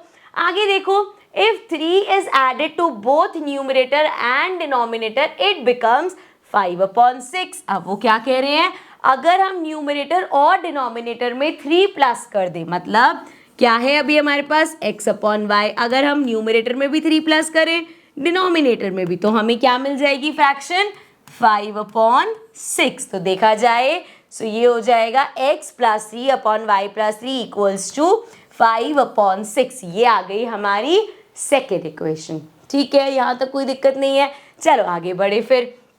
अब हमें क्या करना है, दो इक्वेशन तो मिल गई और तो इस क्वेश्चन का हमें क्या करना है, फाइंड द फ्रैक्शन। फ्रैक्शन हमारे पास क्या है, x upon y, basically x और y की वैल्यू निकालोगे फ्रैक्शन आ जाएगी। सो अब इसको सॉल्व करना है, तो जब भी इस तरीके का दिखेगा हम क्रॉस मल्टीप्लाई करेंगे। तो देखो जरा, 11 मल्टीप्लाई होगा x प्लस 2 से और 9 मल्टीप्लाई होगा यहाँ पे y प्लस 2 ऊपर चला जाएगा। सो ये हो गया 11x plus 11 into 2 22, 9y plus 9 2 18। So ये आ गया 11x minus 9y equals to 18 minus 22, ठीक है। सो ये आ गया हमारे पास 11x minus 9y equals to 18, 19, 20, 21, 22, so equals to 4, लेकिन माइनस का। अब ये आ गई हमारे पास तीसरी इक्वेशन कह सकते हैं, वैसे है तो ये यही वाली इक्वेशन, बट चलो इसको हमने थर्ड नाम दे दिया। इसी तरीके से ये वाली को भी सॉल्व कर लेते हैं, क्रॉस मल्टीप्लाई कर दो।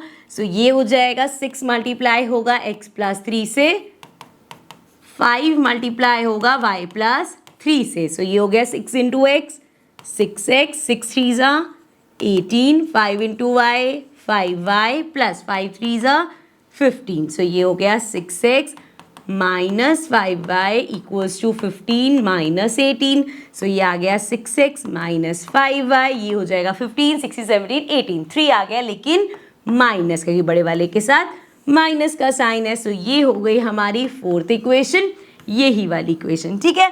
चलो अब आपके पास दो इक्वेशन है, यहाँ पे है 11x minus 9y equals to minus 4, इधर है 6x minus 5y equals to minus 3। अगर मुझे इसे एलिमिनेशन मेथड से करना है सो मुझे या तो x वाले सेम बनाने पड़ेंगे या y वाले सेम बनाने पड़ेंगे।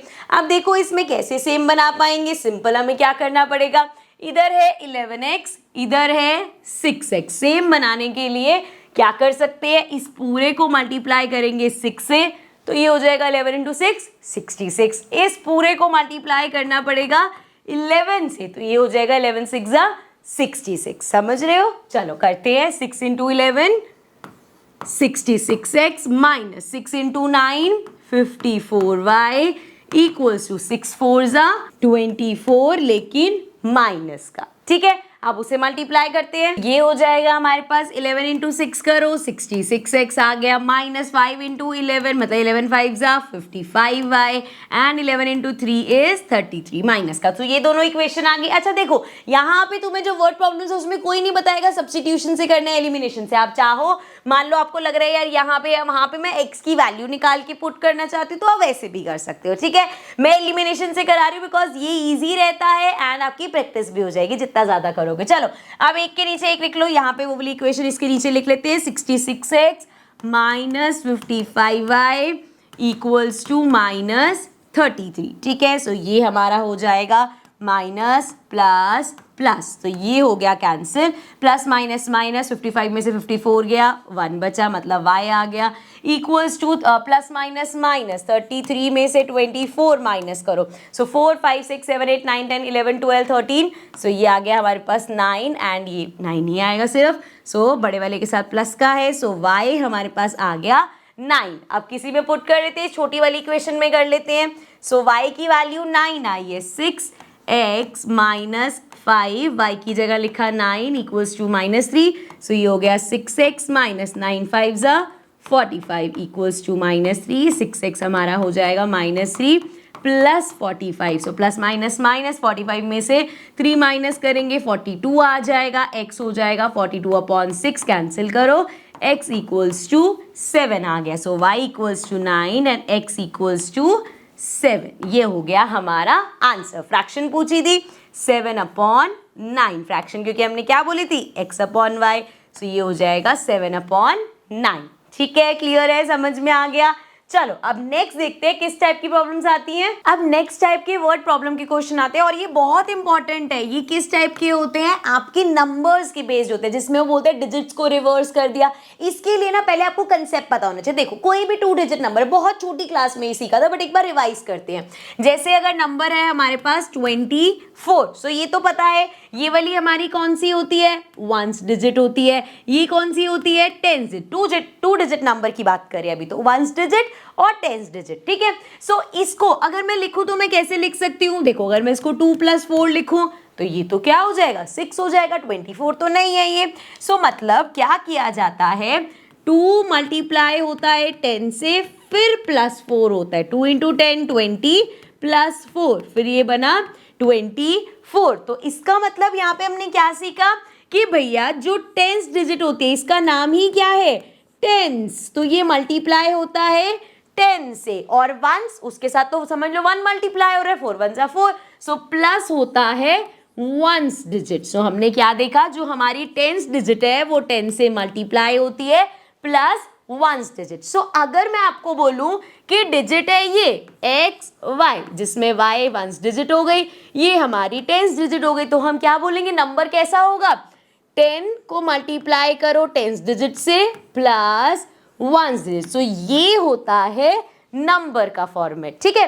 अब वो बोलते हैं डिजिट्स को रिवर्स कर दो, तो क्या होगा, यहाँ पे हमारा है 24, इसको रिवर्स करेंगे तो ये क्या बन जाएगा 42। सो अब ये क्या हो जाएगा 4 इंटू 10 प्लस 2, यही तभी तो बनेगा 40 प्लस 2 42, है ना। सो अगर हम सोचे कि भैया अभी भी हमारी वंस डिजिट 4 ही है और टेंस डिजिट 2 ही है, तो इस बार क्या हुआ 4 मल्टीप्लाई हुआ 10 से जब रिवर्स होगा। यहाँ पे इस चीज को समझो, इन डिजिट्स को अगर आपने रिवर्स कर दिया तो नंबर क्या बन जाएगा, अब ये वाला जो है आगे आ जाएगा, तो इसको 10 से करना पड़ेगा।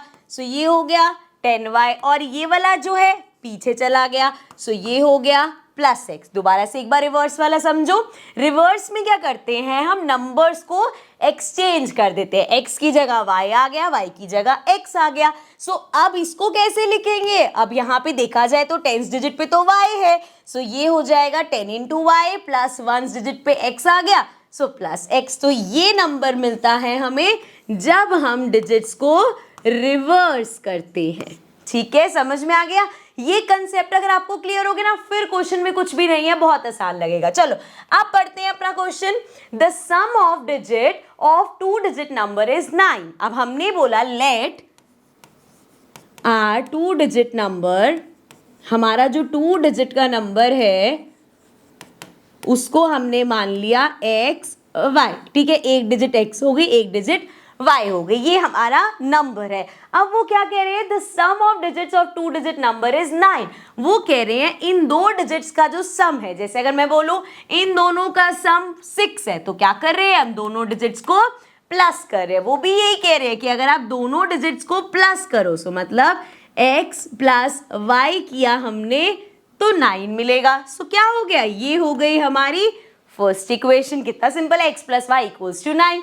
आगे देखो, also 9 times this number, number क्या है, अगर ये हमारी डिजिट्स है, समझना ध्यान से। सो हमारा नंबर क्या होगा, अभी हमने देखा जो हमारे पास टेंस डिजिट पे है वो मल्टीप्लाई होगा 10 से, और प्लस वंस डिजिट में जो है वो प्लस हो जाएगा, ठीक है। सो हमारा ओरिजिनल नंबर क्या है 10x प्लस वाई। अब इन्होंने क्या बोला कि 9 टाइम्स दिस नंबर, इस नंबर का 9 टाइम्स, इसको ये मत करना 9x इंटू वाई, क्योंकि देखो ना अगर नंबर 24 है, सो क्या 4 2 8 ऐसे करेंगे हम, नहीं ना, वो तो गलत हो जाएगा। नंबर लिखने का तरीका तो यही रहेगा। सो अब 9 टाइम्स, अगर इस नंबर का हम 9 टाइम्स कर दे, 9 टाइम्स मतलब 9 से मल्टीप्लाई कर दें, सो इस नंबर को अगर हम 9 टाइम्स कर दे तो क्या बोला है, is twice the number obtained by reversing the order of digits. अब वो कह रहे हैं इसका 9 टाइम्स किसके इक्वल है, ट्वाइस ऑफ, किसका ट्वाइस के इक्वल है, अगर हम रिवर्स कर दे। और अगर हम रिवर्स करें, हम पहले ही देख के आए हैं, जब हम रिवर्स करते हैं तो क्या हो जाता है 10y प्लस एक्स, तो ट्वाइस किसका है 10y प्लस एक्स का। जब भी आपको रिवर्स वगैरह वाला क्वेश्चन दिखे, ये ध्यान रखना भाई, ओरिजिनल नंबर फॉर्मेट ये होता है, डिजिट्स को रिवर्स कर दोगे तो ये होता है, बस। उसके बाद देख लो किसका कितना टाइम्स बोला है। अब यहां से मिलेगी मुझे दूसरी इक्वेशन, तो आओ जरा देखिए अपनी क्या इक्वेशन मिलेगी। ये हो जाएगा 9 into 10 90x plus 9 into y 9y equals to 2 into 10 20y 2 into x 2x।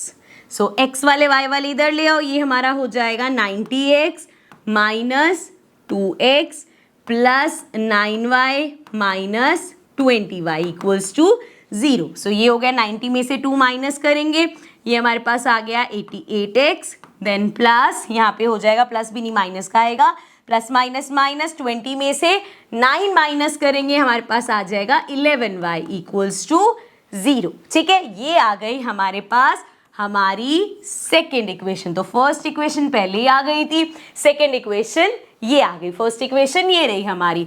अब देखो अगर इसको एलिमिनेशन से करें तब भी कर सकते हो, अदरवाइज और सिंपल वे क्या हो सकता है भाई, यहाँ पे देखो कितना क्लियर है कि x प्लस वाई इक्वल है 9 के। सो यहाँ से मैं x या y की वैल्यू निकाल लेती हूँ, 9 माइनस 1 हो जाएगी। ये तो सिंपल है ना, x की वैल्यू क्या आ गई 9 माइनस वाई। सो यहाँ पे पुट कर देते हैं, ये हमारे पास हो जाएगा 88x माइनस, सॉरी x की तो वैल्यू पुट करेंगे ना, x क्या है 9 minus y, then minus 11y equals to 0। So ये हो जाएगा 88 इंटू 9 करो, 88 को 9 से मल्टीप्लाई करेंगे, 9 8 जा 72, 9 8 जा 72, 73 74 75 76 77 78 79 आ जाएगा। सो ये आ गया 792 minus 88y minus 11y equals to 0। So ये आ गया 792 एंड इधर माइनस माइनस प्लस हो जाएगा, तो चलो इसको प्लस कर लो,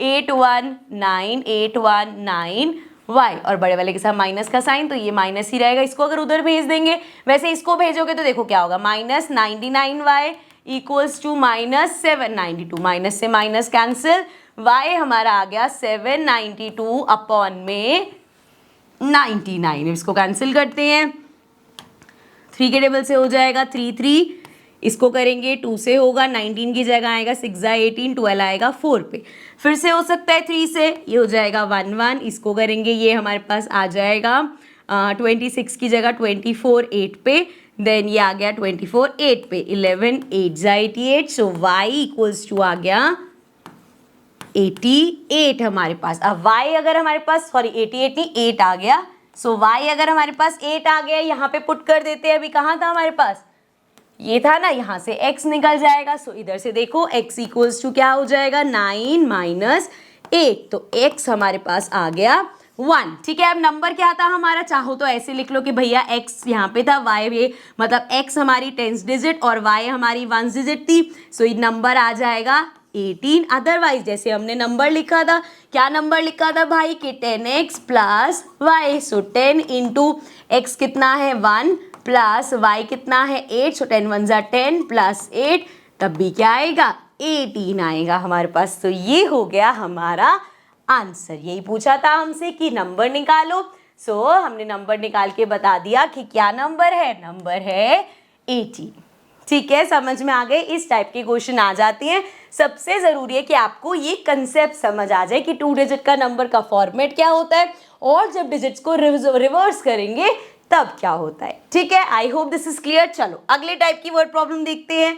अब ये क्वेश्चन है हमारा डिस्टेंस वाला। डिस्टेंस वाले भी काफी क्वेश्चन आए थे, लेकिन ये थोड़ा सा हटके क्वेश्चन है। अगर तुम्हें ये क्वेश्चन ढंग से समझ आ गया ना, मैं तुम्हें पहले बता रही हूँ, इस बार ना 1 शॉट्स में वो क्वेश्चन ले रहे जो थोड़े से इधर लेवल के है।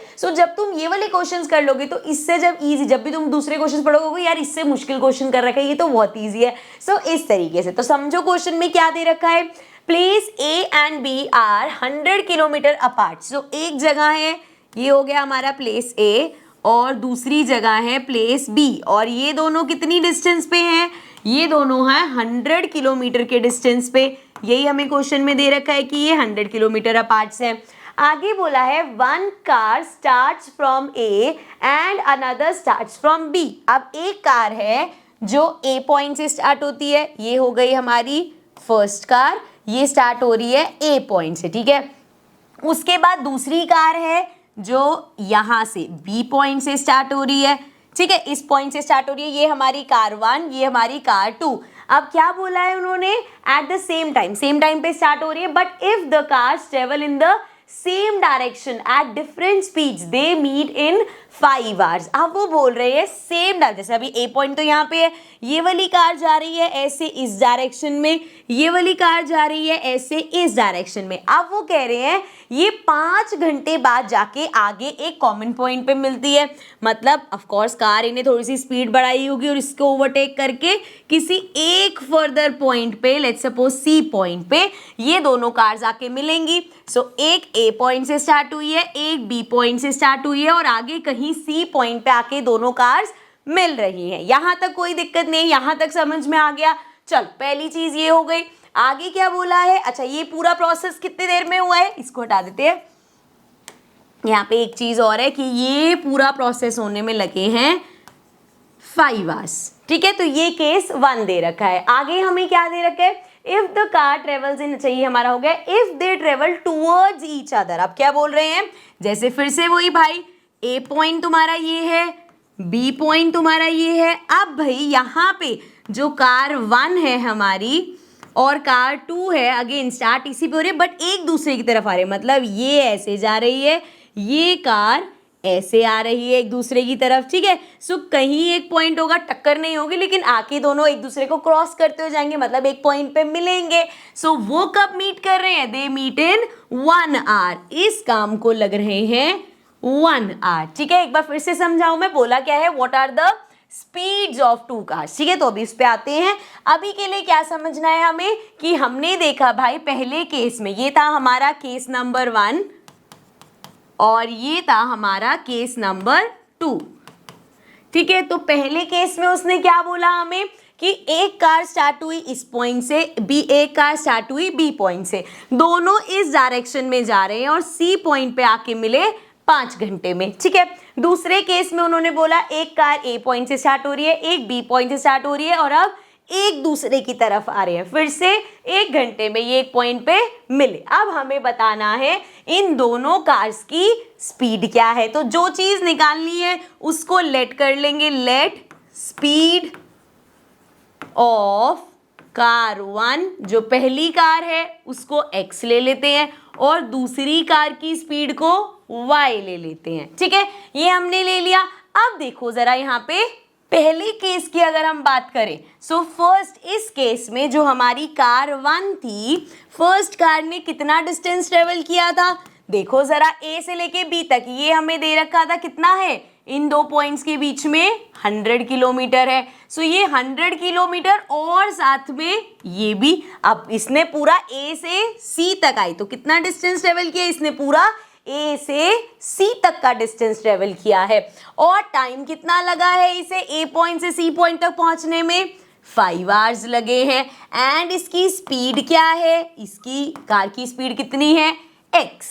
ठीक है, यही अगर हम देखें कार 2 का, तो इस केस में कार 2 ने क्या किया, डिस्टेंस कितना ट्रेवल किया, इसने बी पॉइंट से शुरू हुई सी पॉइंट तक गई, सो बी सी इतना डिस्टेंस ट्रेवल किया। इसकी यहाँ पे टाइम कितना लगा, इसको 5 आवर्स लगे। एंड इसको स्पीड कितनी है, y है। ठीक है, अभी ये केस 1 में ही समझ रहे हैं। अब देखो जरा यहाँ पे अगर हम बात करें तो हमें पता है ये जो हमारा AC है, इस पूरे AC को I can write AB plus BC, ये लिख सकती हूँ मैं। बट क्या मुझे इससे कुछ फायदा होगा, मेरे पास सिर्फ AB है 100। सो क्या मैं बोल सकती हूँ ये जो AB 100 है, BC को अगर इधर भेज दो, मतलब AC में से अगर हम BC माइनस करेंगे तो 100 आएगा। समझो इस बात को, ये पूरा AC है, इसमें से अगर मैंने ये BC माइनस कर दिया तो 100 आएगा। क्लियर है ये, तो इस पूरे में से इतना पार्ट हटा दोगे तो 100 बचेगा। ठीक है, सो यहां से हमें पता चल गया कि भैया AC minus BC equals to 100 होगा। ठीक है, अब AC क्या है हमारे पास, डिस्टेंस क्या होता है, स्पीड इनटू टाइम। सो यहाँ पे 5x है डिस्टेंस और इधर डिस्टेंस क्या होगा, 5y। सो इस इक्वेशन के हिसाब से हमारे पास क्या आएगा, AC कितना 5x माइनस BC कितना 5y इक्वल्स टू 100। सो ये हो गई हमारी पहली इक्वेशन। ऑल्सो इसमें आप 5 कॉमन लेके इसको x minus y equals to 20 भी रख सकते हो। ये कैसे आया समझाऊं एक बार, जब आप 5 कॉमन लोगे सो यहाँ पे बचेगा x minus y equals to 100 में से 5 कॉमन लोगे, 5 2 10 100 होता है तो यहाँ 20 आ जाएगा, 5 से 5 कैंसिल हो गया, यहाँ से आ गया x minus y equals to 20। So ये आ गई मेरी पहली इक्वेशन। ठीक है, यहाँ तक तो आई होप आपको समझ में आ गया होगा, कोई डाउट नहीं होगा। ठीक है, चलो अब आगे बढ़ते हैं। ये चीज़ मैं पहले ही बता रही हूँ भैया, थोड़े हाई लेवल का क्वेश्चन है ये, इसलिए ऐसा मत सोचना कि यार ये तो बड़ा मुश्किल लग रहा है ही भाई हाई लेवल का।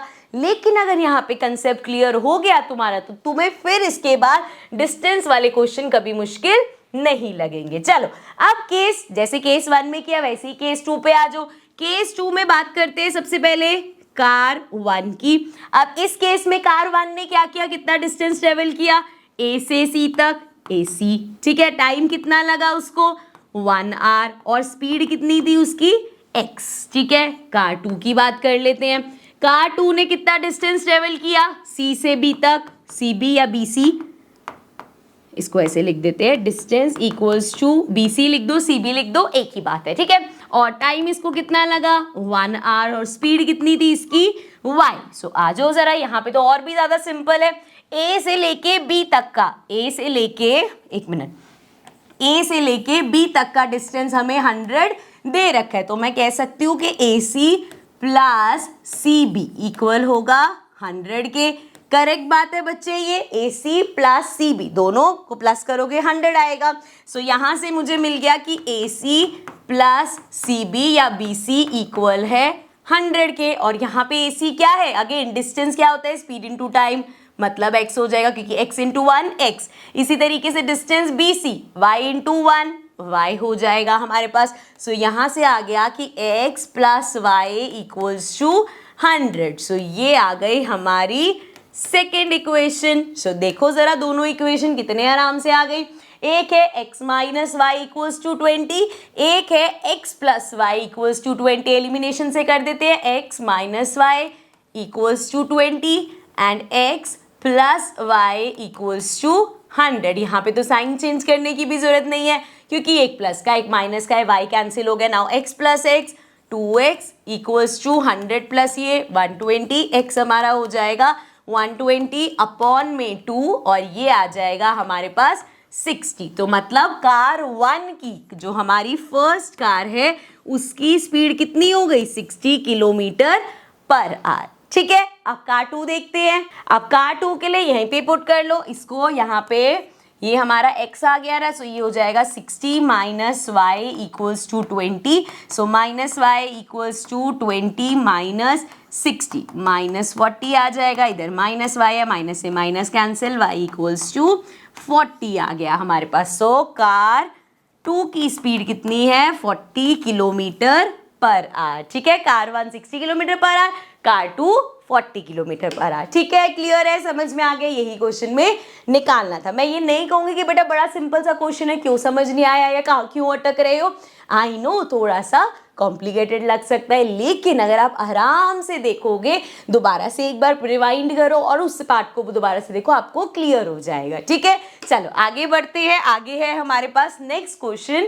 सो नेक्स्ट ये एरिया वाले क्वेश्चन है, एरिया पेरीमीटर वाले क्वेश्चन आ जाते हैं। अगेन इजी क्वेश्चन है, बस आपको समझना है और इक्वेशन बनानी है। तो पहला है, मतलब क्वेश्चन है हमारे पास, the area of rectangle reduce by 160 metre square if its length is increased by 5 meters and breadth is reduced by 4 meter. ठीक है, However, if the length is decreased by, अब देखो हम देख रहे हैं लेंथ को इंक्रीज डिक्रीज कर रहे हैं, ब्रेथ को इंक्रीज डिक्रीज कर रहे हैं। सो यहाँ पे हमें समझ में आ गया और फाइनली निकालना क्या है, फाइंड दी डायमेंशंस। तो स्टार्ट कर लेंगे, पहली लेट कर लेते हैं ताकि हम साथ साथ क्वेश्चन पढ़ते पढ़ते ना इक्वेशंस बना लें। सो लेट दी लेंथ ले लेते हैं हम x metre and let the breadth भी ले लेते हैं y। ठीक है, अब यहाँ पे देखो एरिया क्या होता है, रेक्टेंगल का एरिया क्या होता है, लेंथ इनटू ब्रेथ। तो यहां से अगर एक x है और एक y है तो एरिया क्या हो गया, xy हो गया। ठीक है, अब क्वेश्चन पढ़ के बनाते हैं यहाँ पे equation. The area of rectangle reduces by 160 metre square. Area जो है रिड्यूस हो गया किससे, 160 कम हो गया, कब, जब हमने लेंथ को इंक्रीज किया 5 मीटर से। अब लेंथ इंटू ब्रेथ है तो लेंथ कितनी दी x, उसको इंक्रीज कर दिया 5 मीटर से, लेंथ इंटू ब्रेथ होगा ना, सो दूसरा मल्टीप्लाई होगा। और ब्रेथ को क्या किया, रिड्यूस कर दिया 4 मीटर से, जो ब्रेथ है वो 4 मीटर से रिड्यूस हो गई। सो हमारा एरिया 160 कम हो गया। सो ये आ गई आपके पास पहली इक्वेशन। चलो इसको बनाते हैं, फिर अगली इक्वेशन देखेंगे और बनाएंगे। ये x y as it is रहेगा माइनस 160, अभी घबराना नहीं है, ये एक्स वाई हो जाएगा। तो सॉल्व कैसे करेंगे, सब अपने आप होता रहेगा। अब इसको मल्टीप्लाई करो, एक्स पहले इस पूरे से होगा x into y x y, then x into 4 minus 4x, then plus 5 into y 5y and then we have 5 हमारा 4 से होगा, सो 5 4 ज़ा 20, ये आ गया माइनस का 20। अब यहाँ प्लस एक्स वाई है, इधर भी प्लस एक्स वाई है, दोनों कैंसिल हो जाएगी, इसलिए मैंने कहा था टेंशन लेने की जरूरत नहीं है। माइनस का या तो ये सारे इधर ले आओ, इसको उधर ले जाओ, तो ये हो जाएगा हमारा 4x माइनस 5y, ठीक है, माइनस मतलब साइन चेंज हो गई, ये -20 इधर ही रहने दो, इसको वहां भेजोगे तो प्लस का 160 हो जाएगा। सो फाइनली ये आ गया 4x minus 5y equals two plus minus minus 60 में से 20 माइनस करोगे 40, सो ये आ गया 140। सो ये आ गई हमारी इक्वेशन, पहली equation 4x minus 5y equals to 140। अब चलते हैं और केस नंबर 2 देखते हैं, मतलब आगे क्या हुआ।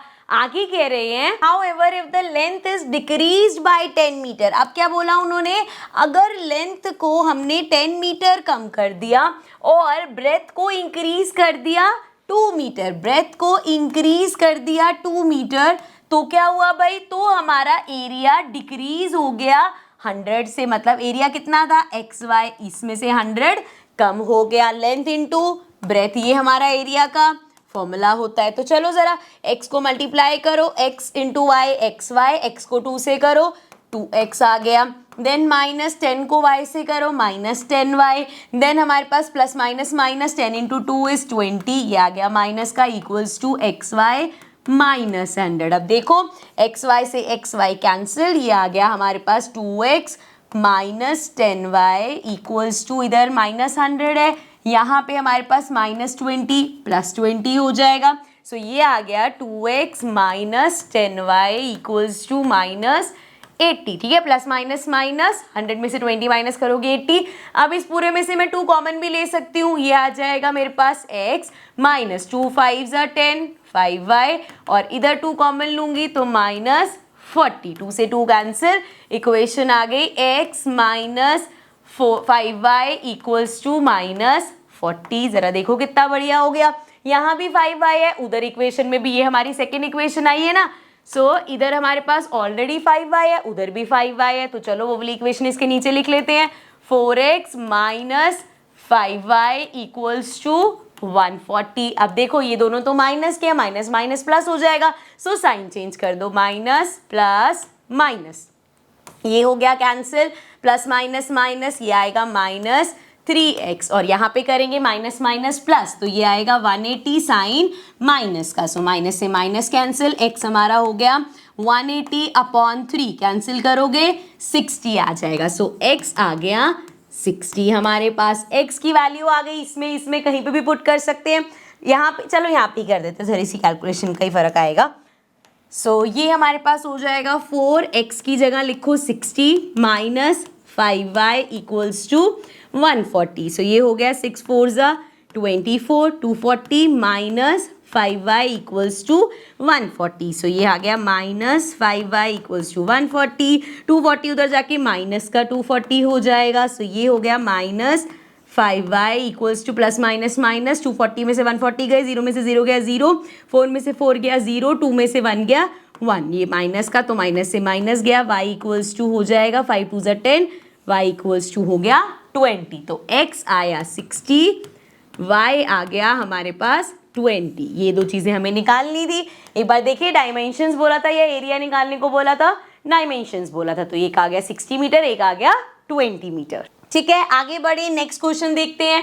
नेक्स्ट क्वेश्चन ये थोड़ा सा ध्यान से देखने वाला क्वेश्चन है हमारा, अरे भाई प्रॉफिट और डिस्काउंट का। तो क्वेश्चन को स्टार्ट करने से पहले ही ना मैं ये क्लियर कर देती हूँ भाई साहब, प्रॉफिट क्या होता है। जैसे अगर मैंने बोला कि यार मेरे पास ना, मैंने ना एक छोटा एग्जांपल लेते, ठीक है, मैंने ना एक टॉप लिया था 100 रुपीज़ का, ठीक है, अब मैं सोच रही हूँ इसको आगे बेच दूँ, और मैं कहूँ कि यार मैंने 100 रुपीज़ का दिया था और मैंने इसको 110 रुपीज़ में बेच दिया, तो क्या हुआ, मैंने बोला यार 100 रुपये की चीज़ मैंने 110 रुपये में भेज दी, 10 रुपये का मुझे क्या हो गया, प्रॉफिट हो गया। या इसको मैं ऐसे भी कह सकती हूँ 10%, क्योंकि 100 का 10% 10 होता है, तो 10% प्रॉफिट हो गया, ठीक है। सो ये होता है प्रॉफिट। यही अगर मैं बोलूँ कि यार अब हम बात कर रहे हैं डिस्काउंट की, कि यार मैंने ना एक टॉप लिया 100 रुपीज़ का, मैंने उस टॉप को 10% डिस्काउंट पे बेचा, या मैं उसको कहूँ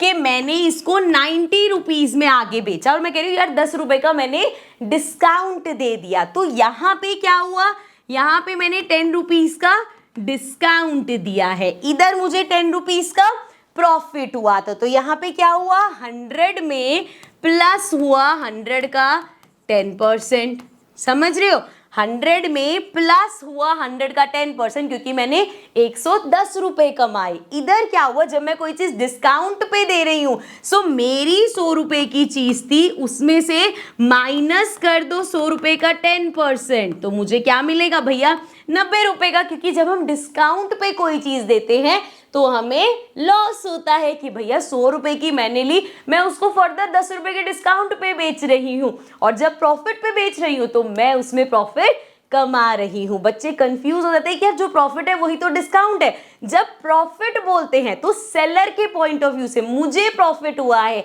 जब मैं डिस्काउंट पे दूंगी, आप खरीद रहे हो, आपको प्रॉफिट हो रहा है, समझ रहे, प्रॉफिट मतलब आपके लिए फायदा है, मेरे लिए तो नुकसान है। मैंने कोई चीज 1000 रुपए में बनाई, मैं उसको डिस्काउंट पे बेच रही हूँ, सो मेरे लिए तो लॉस ही है भाई, 1000 रुपए मेरे लगे थे, मैंने उसको आगे 900 रुपए में बेच दिया या 500 रुपए में बेच दिया। यही अगर मैंने 1000 रुपए की चीज बनाई और मैं उसको 2000 में बेच रही हूँ तो मैं प्रॉफिट कमा रही हूँ। सो ये फर्क होता है प्रॉफिट और डिस्काउंट में, ठीक है। अब आ जाओ, आप क्वेश्चन करेंगे ना तो तुम्हें ईजी लगेगा। तो चलो अब स्टार्ट करते हैं। A shopkeeper sells a sari at 8% profit. एक शॉपकीपर है, उसने साड़ी सेल करी 8% प्रॉफिट पे, ठीक है भाई। And a sweater at 10% discount, और उसी शॉपकीपर ने एक स्वेटर बेचा, कितना कितना डिस्काउंट, 10% डिस्काउंट पे, ठीक है। आगे क्या है, गेटिंग अ सम ऑफ ₹1008, और उसको कितने पैसे, इन दोनों चीजों में उसने कितने रुपए कमाए, 1008। चलो ठीक है, आगे सेकंड केस में क्या हुआ, आगे देखो, if she had sold the sari at 10% profit, sari को अगर वो 10% प्रॉफिट पे बेचती और स्वेटर को अगर 8% डिस्काउंट पे बेचती, तो क्या होता, शी वुड हैव गॉट, तो उसको इस पे कितने रुपए मिलते, 1028।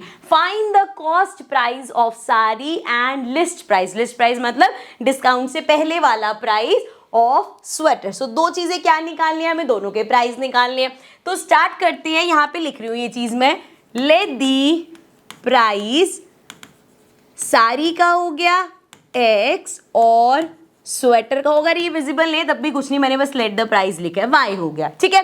अब ध्यान से देखना, अब मैं इक्वेशंस बनाने जा रही हूं। सो भैया साड़ी कितने रुपए की है, x रुपए की है, x रुपए की साड़ी पे मुझे प्रॉफिट हुआ है 8%, मतलब अगर मेरी 100 रुपए की साड़ी थी तो उस पे मुझे 8% का प्रॉफिट हुआ है। देखो जरा यहाँ पे कोई दिक्कत है, x cost of sari plus x का 8%। मैं अगर बोल रही हूँ कोई चीज 100 रुपए की है और मैं बोलूं कि यार मुझे इस पे 5%, तो किसका 5%, 100 का 5% ना, अरे भाई 100 का 5%। कोई चीज अगर 200 रुपए की है और मैं कहूं मैंने इसको 10% डिस्काउंट पे दी, तो किसका 10%, 200 रुपए का 10%। समझ रहे हो बात को। तो यहाँ पे x क्या है, कॉस्ट ऑफ साड़ी, और 8% किस पे, साड़ी की कॉस्ट पे। सो प्रॉफिट है, प्रॉफिट में प्लस होगा क्योंकि प्रॉफिट में फायदा होता है ना। 100 रुपए की चीज जब मैंने प्रॉफिट में बेची थी 110, तो प्राइस बढ़ गया, तो x प्लस। लेकिन जब कोई चीज डिस्काउंट पे होगी, सो डिस्काउंट में क्या होगा, देखो अब स्वेटर कितने का था, y का, मुझे इसको डिस्काउंट पे देना पड़ा 10% डिस्काउंट, सो माइनस y का 10%। समझ रही हो क्या कर रही है, y का 10%, क्यों भैया 100 रुपए की मेरी चीज थी, मैंने 10% डिस्काउंट पे लगाई, तो 100 में से 100 का जो 10% होगा वो इस 100 में से माइनस होगा ना, क्योंकि मेरी तो 100 रुपए की चीज है, डिस्काउंट में दे दी तो मतलब सस्ते में दी, तो जो स्वेटर का प्राइस था उससे कम हो गया, इसलिए माइनस। ये प्लस माइनस का कंसेप्ट अगर तुम्हें समझ में अभी आ गया तो ऐसे जितने क्वेश्चन हो गए प्रॉफिट लॉस डिस्काउंट वाले तुम आराम से कर लोगे, ठीक है। चलो आ जाओ यहाँ पे, इसको रब कर देते हैं, तो ये हटा देते हैं यहाँ से। चलो आगे देखो, अब यहाँ पे अच्छा ये सब इसका प्राइस और इसका प्राइस मिलके टोटल कितना था 1008, मैं नेक्स्ट स्टेप में लिख दूंगी, ठीक है। अभी इसको सॉल्व करते हैं।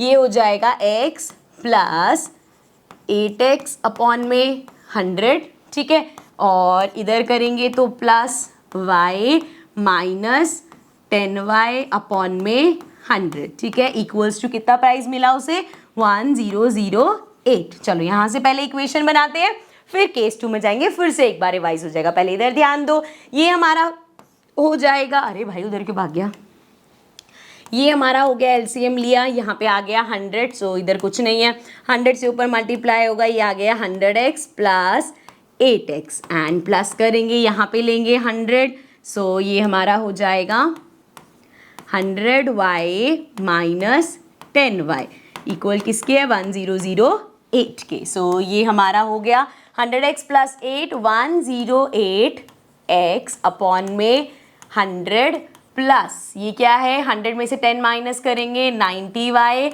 अपॉन में 100 इक्वल्स टू 1008। अब इधर अगर मैं एलसीएम ले लूँगी सो ये आ गया 100, ये हो जाएगा 108x plus 90y equals to 1008।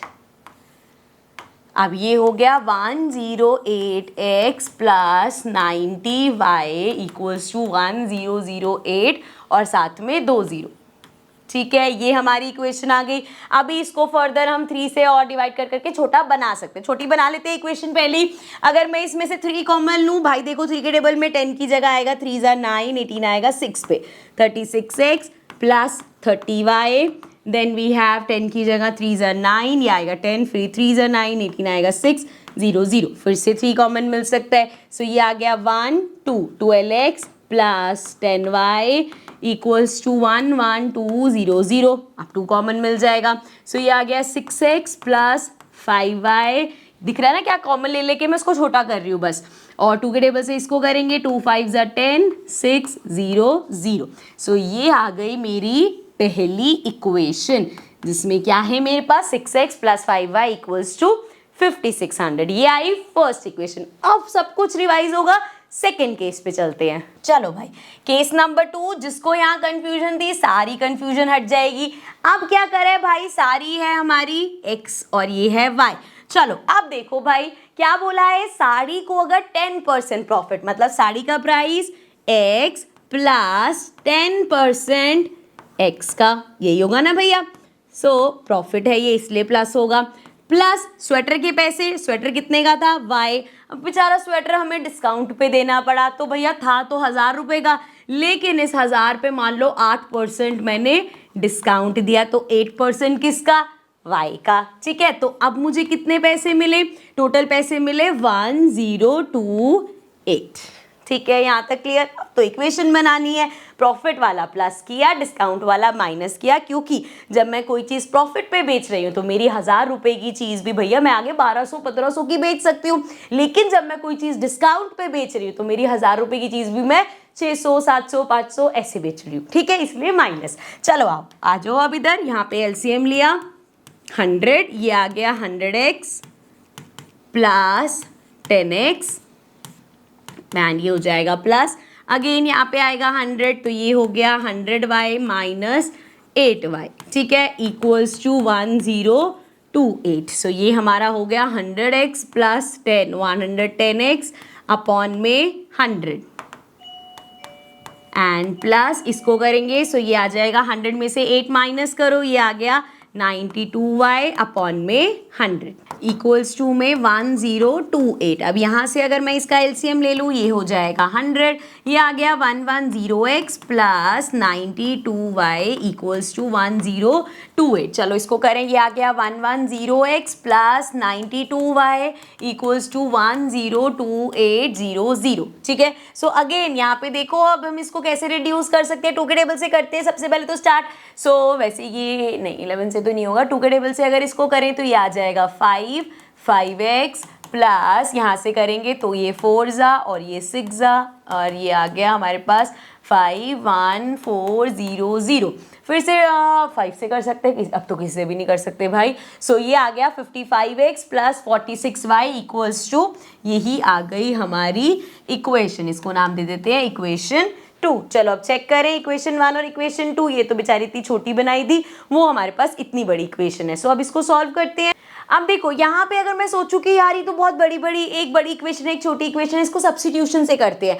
यहाँ पे जब मैं x की वैल्यू निकालूंगी, सो ये तो इधर जाके माइनस हो जाएगा, अपॉन में 6 आ जाएगा। इधर अगर मैं पुट करूंगी, क्या 6 से 55 कटेगा? नहीं, तो क्वेश्चन और कॉम्प्लिकेट हो जाएगा। तो यहां से आप एनालाइज करोगे कि यार सब्स्टिट्यूशन से क्वेश्चन आसान होगा कि मुश्किल होगा। सो अब क्या कर सकते हैं हम, यहाँ पे 55x है, इधर 6x है, यहाँ 46y है, यहाँ पे 5y है, तो मतलब अगर चेंज करना पड़ेगा तब भी दोनों को चेंज करना पड़ेगा।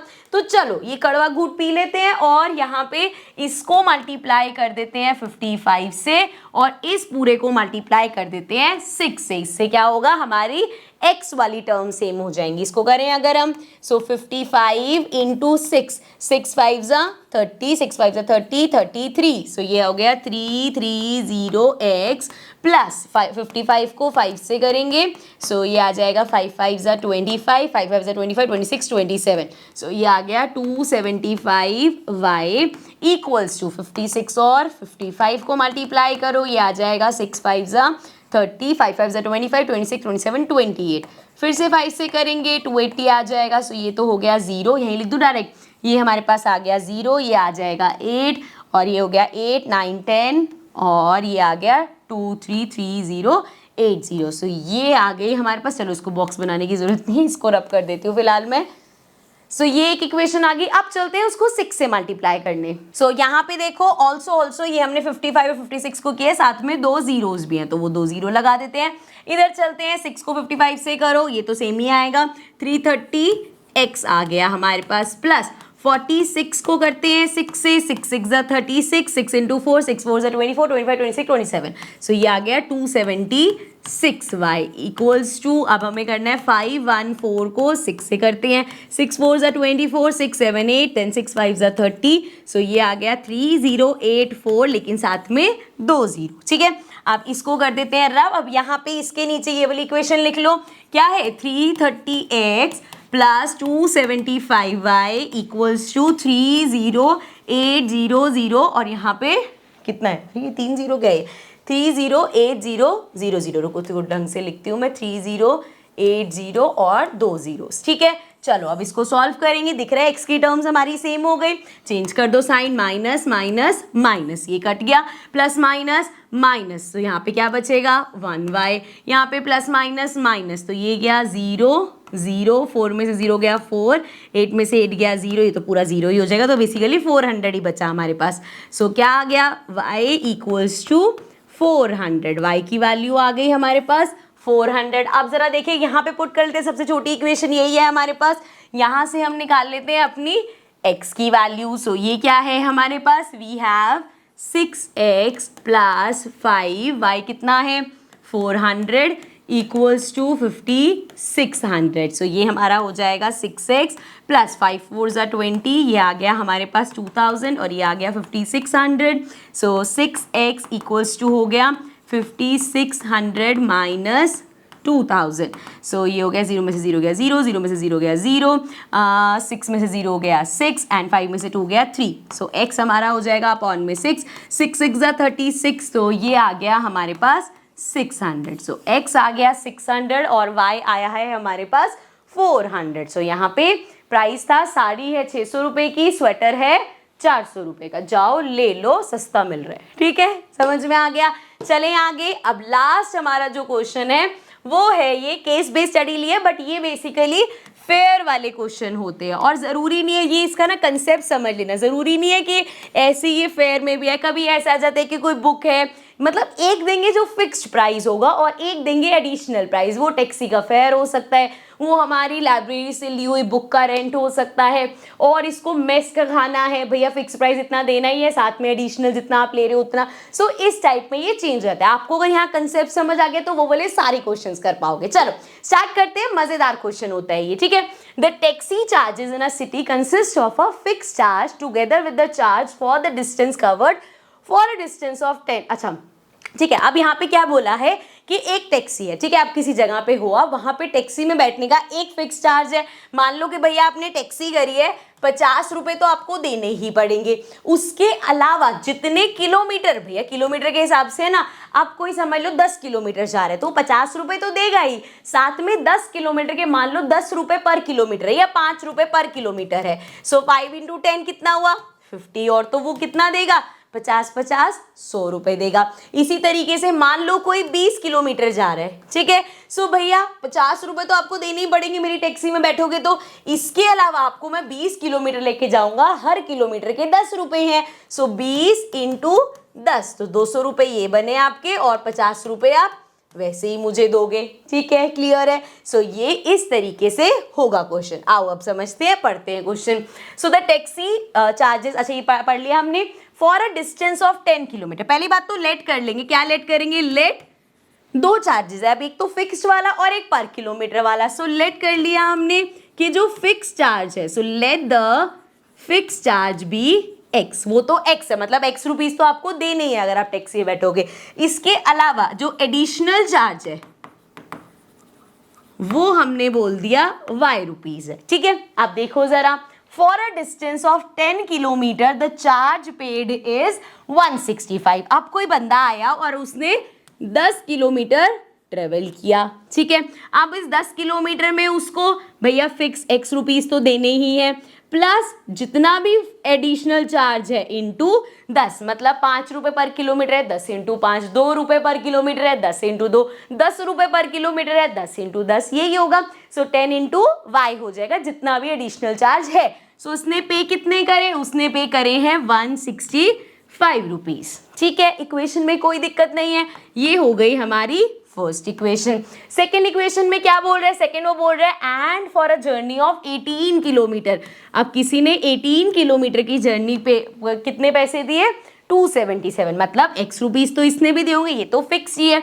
बाकी 18 रुपए पर किलोमीटर के हिसाब से कितने पे करे हैं 277। सो ये हो गई हमारी सेकेंड इक्वेशन। सामने सामने दोनों इक्वेशन है, एक्स से एक्स कट जाएगा। सो इसको यहीं पे ऐसे सॉल्व कर देते हैं, साइन चेंज करो, माइनस माइनस माइनस, ये हो गया कैंसिल, ये हो जाएगा प्लस माइनस माइनस, 18 में से 10 माइनस करो, ये आ गया 8y। 277 में से 165 माइनस करना है, पहले ही देख लो माइनस का आएगा और ये भी माइनस का है। सो 7 में से 5 माइनस किया 2 आ गया, 7 में 6 माइनस किया 1 आ गया, 2 में से 1 गया 1, माइनस से माइनस कैंसिल हो गया। y इक्वल्स टू कितना हो गया 112 अपॉन में 8, कैंसिल करें 8 से डायरेक्ट इसको, 8 1 जा 8 9 10 11 32 आता है 4 पे, मतलब y हमारे पास आ गया 14, मतलब हर किलोमीटर के 14 रुपए देने पड़ेंगे। अब यहाँ पे देखो दोनों में से किसी भी इक्वेशन में y पुट कर लेते हैं, इधर ले चलते हैं थोड़ा सा, x प्लस 10y कितना है हमारा 165। सो ये हो गया x हमें निकालना है, प्लस 10 इंटू वाई करेंगे 14 165। सो ये हो गया x plus 140 equals to 165, x हमारा हो गया 165 माइनस 140। सो x आ गया 5 में से 0 गया 5, 6 में से 4 गया 2। सो 25 रुपए तो आपको देने ही देने हैं, अदरवाइज हर एडिशनल उसके आप कितने रुपीस दोगे, सॉरी ये 25 था 14 रुपए, ठीक है। तो x आ गया हमारे पास 24, मतलब फिक्स चार्ज 25 है, पता नहीं 24 क्यों बोल रही हूँ बार बार। x हमारा है फिक्स चार्ज, मतलब 25 रुपए तो आपको देने ही पड़ेंगे, और साथ में हर किलोमीटर के हिसाब से 14 रुपए, ठीक है। अब देखो फाइंड द चार्जेस पर किलोमीटर, पर किलोमीटर चार्जेस 14 रुपीज, ये निकाल दिया हमने। Find the fix charge, x fix charge है, ये निकाल दिया हमने। Now the taxi fare for a distance of 25 kilometre is, देखो जरा, अब एक बंदा आया, वो कह रहा है भाई इस टैक्सी में मैं 25 किलोमीटर ट्रेवल करूंगा। अब कैसे हिसाब बनेगा उसका, देख भाई एक्स रुपीज तो तेरे को देने ही है, बाकी 25 किलोमीटर के हिसाब से जो एडिशनल चार्ज है वो दे दियो। सो एक्स कितना है 25, तो 25 रुपये तो देने ही है, बाकी हर किलोमीटर के हिसाब से 14 रुपये। सो ये आ गया 25 प्लस मल्टीप्लाई कर लो 25 को 14 से, 5 4 ज़ा 20, 4 2 ज़ा 8 9 10 एंड 1 से करेंगे, ये आ गया हमारे पास 350। सो ये आ गया 350, ये हो जाएगा 5 5 6 7 और ये आ गया 375। देखो ज़रा ऑप्शन में 375 कहाँ है, ये रहा, हो गया, ठीक है। नेक्स्ट पढ़ते हैं, if the fix charge is reduced bye 5, अब देखो जरा फिक्स चार्ज कितना है हमारा 25। अब उसने फिक्स चार्ज 5 रुपए कम कर दिया, सो 5 रुपए कम करोगे तो फिक्स चार्ज कितना हो गया 20 रुपीज हो गया। नाउ फाइंड द चार्जेस पर किलोमीटर। अगर ये 20 हो गया तो बचाओ पर किलोमीटर क्या होगा, तो x अगर 20 हो गया, कोई बात नहीं, इक्वेशंस तो अभी भी सेम रहेगी। x अगर 20 हो गया तो देखो हमारे पास पहले क्या था, x प्लस इक्वेशन लिख रही हूं मैं 10y इक्वल्स टू 165, ठीक है।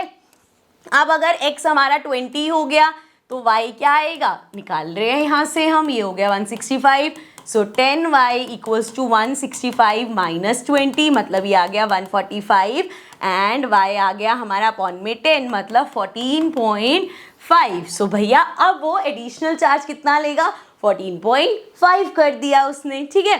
Find the taxi fare for 60 kilometre. अब भैया यहाँ पे कंफ्यूजन ये है कि अब इसने बोल दिया टैक्सी का फेयर निकालो 60 किलोमीटर, अब वो इस एक्स वाई से निकाले या पहले वाले के हिसाब से, सिंस ये इसके बाद आया है इसके हिसाब से निकाल देते हैं। सो अब क्या कर रहे हैं हम, कितना ट्रेवल कर रहे हैं भाई 60 किलोमीटर। 60 किलोमीटर के हिसाब से मैं न्यू चार्जेस के हिसाब से निकाल रही हूँ, तो x तो फिक्स देना ही है, बाकी 60 इंटू वाई, ठीक है, ये हमें निकालना है। सो x कितना है 20 रिड्यूस होने के बाद प्लस 60 इंटू वाई, पहले कितना था हमारे पास 14, अब 14.5 है। सो ये हमारे पास हो जाएगा, अच्छा ये तो यहाँ से अगर डेसिमल हटाओगे ना तो अपॉन 10 आएगा, तुम्हारा ये कट जाएगा। सो 145 को हमें 6 से मल्टीप्लाई करना पड़ेगा, 6 5 30, सॉरी 6 4 24, 25, 26, 27, ये हो जाएगा 678। सो ये आ गया हमारे पास 870, देन प्लस 20 कर दो, सो ये आ जाएगा 789, सो मतलब 890। ऑल्सो अगर आखिर तुम्हें बोल देते नहीं बेटा पुराने वाले चार्जेस से,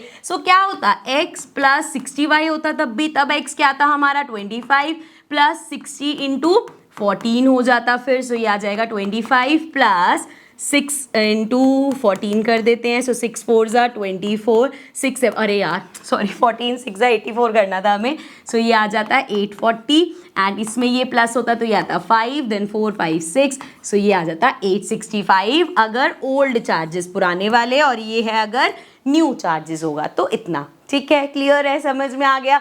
सो इसी के साथ हमारा चैप्टर 3 होता है कंप्लीट। लेकिन क्या आपके लिए कंप्लीट हुआ है, नहीं, जब तक आप एनसीईआरटी का एक एक क्वेश्चन, चाहे वर्ड प्रॉब्लम हो चाहे सॉल्व करने वाला क्वेश्चन हो, जब तक आप वो नहीं करते इस चैप्टर को कंप्लीट नहीं मानोगे। एंड ऑलरेडी चैनल पे आपको सारी प्लेलिस्ट, आप ऐसे प्लेलिस्ट सर्च करना, आपको पूरी प्लेलिस्ट मिल जाएगी। इसमें आपके पास सारी एक्सरसाइजेज हैं, इसमें आपके पास सारे एग्जाम्पल्स हैं, एक एक एक्सरसाइज के एक एक क्वेश्चन का एक एक पार्ट का सॉल्यूशन आपको मिल जाएगा, ठीक है। सो यहाँ पे मैं नीचे डिस्क्रिप्शन में जाओगे सभी चैप्टर्स के लिंक आपको प्लेलिस्ट के मिल जाएंगे एनसीईआरटी सॉल्यूशन के, तो एनसीईआरटी नहीं छोड़ना। And after your NCERT, after this one shot, you can be assured कि भैया चैप्टर 3 से कोई भी क्वेश्चन है ले आओ कर लेंगे, ठीक है। So I see you all in the next video, तब तक के लिए बाय।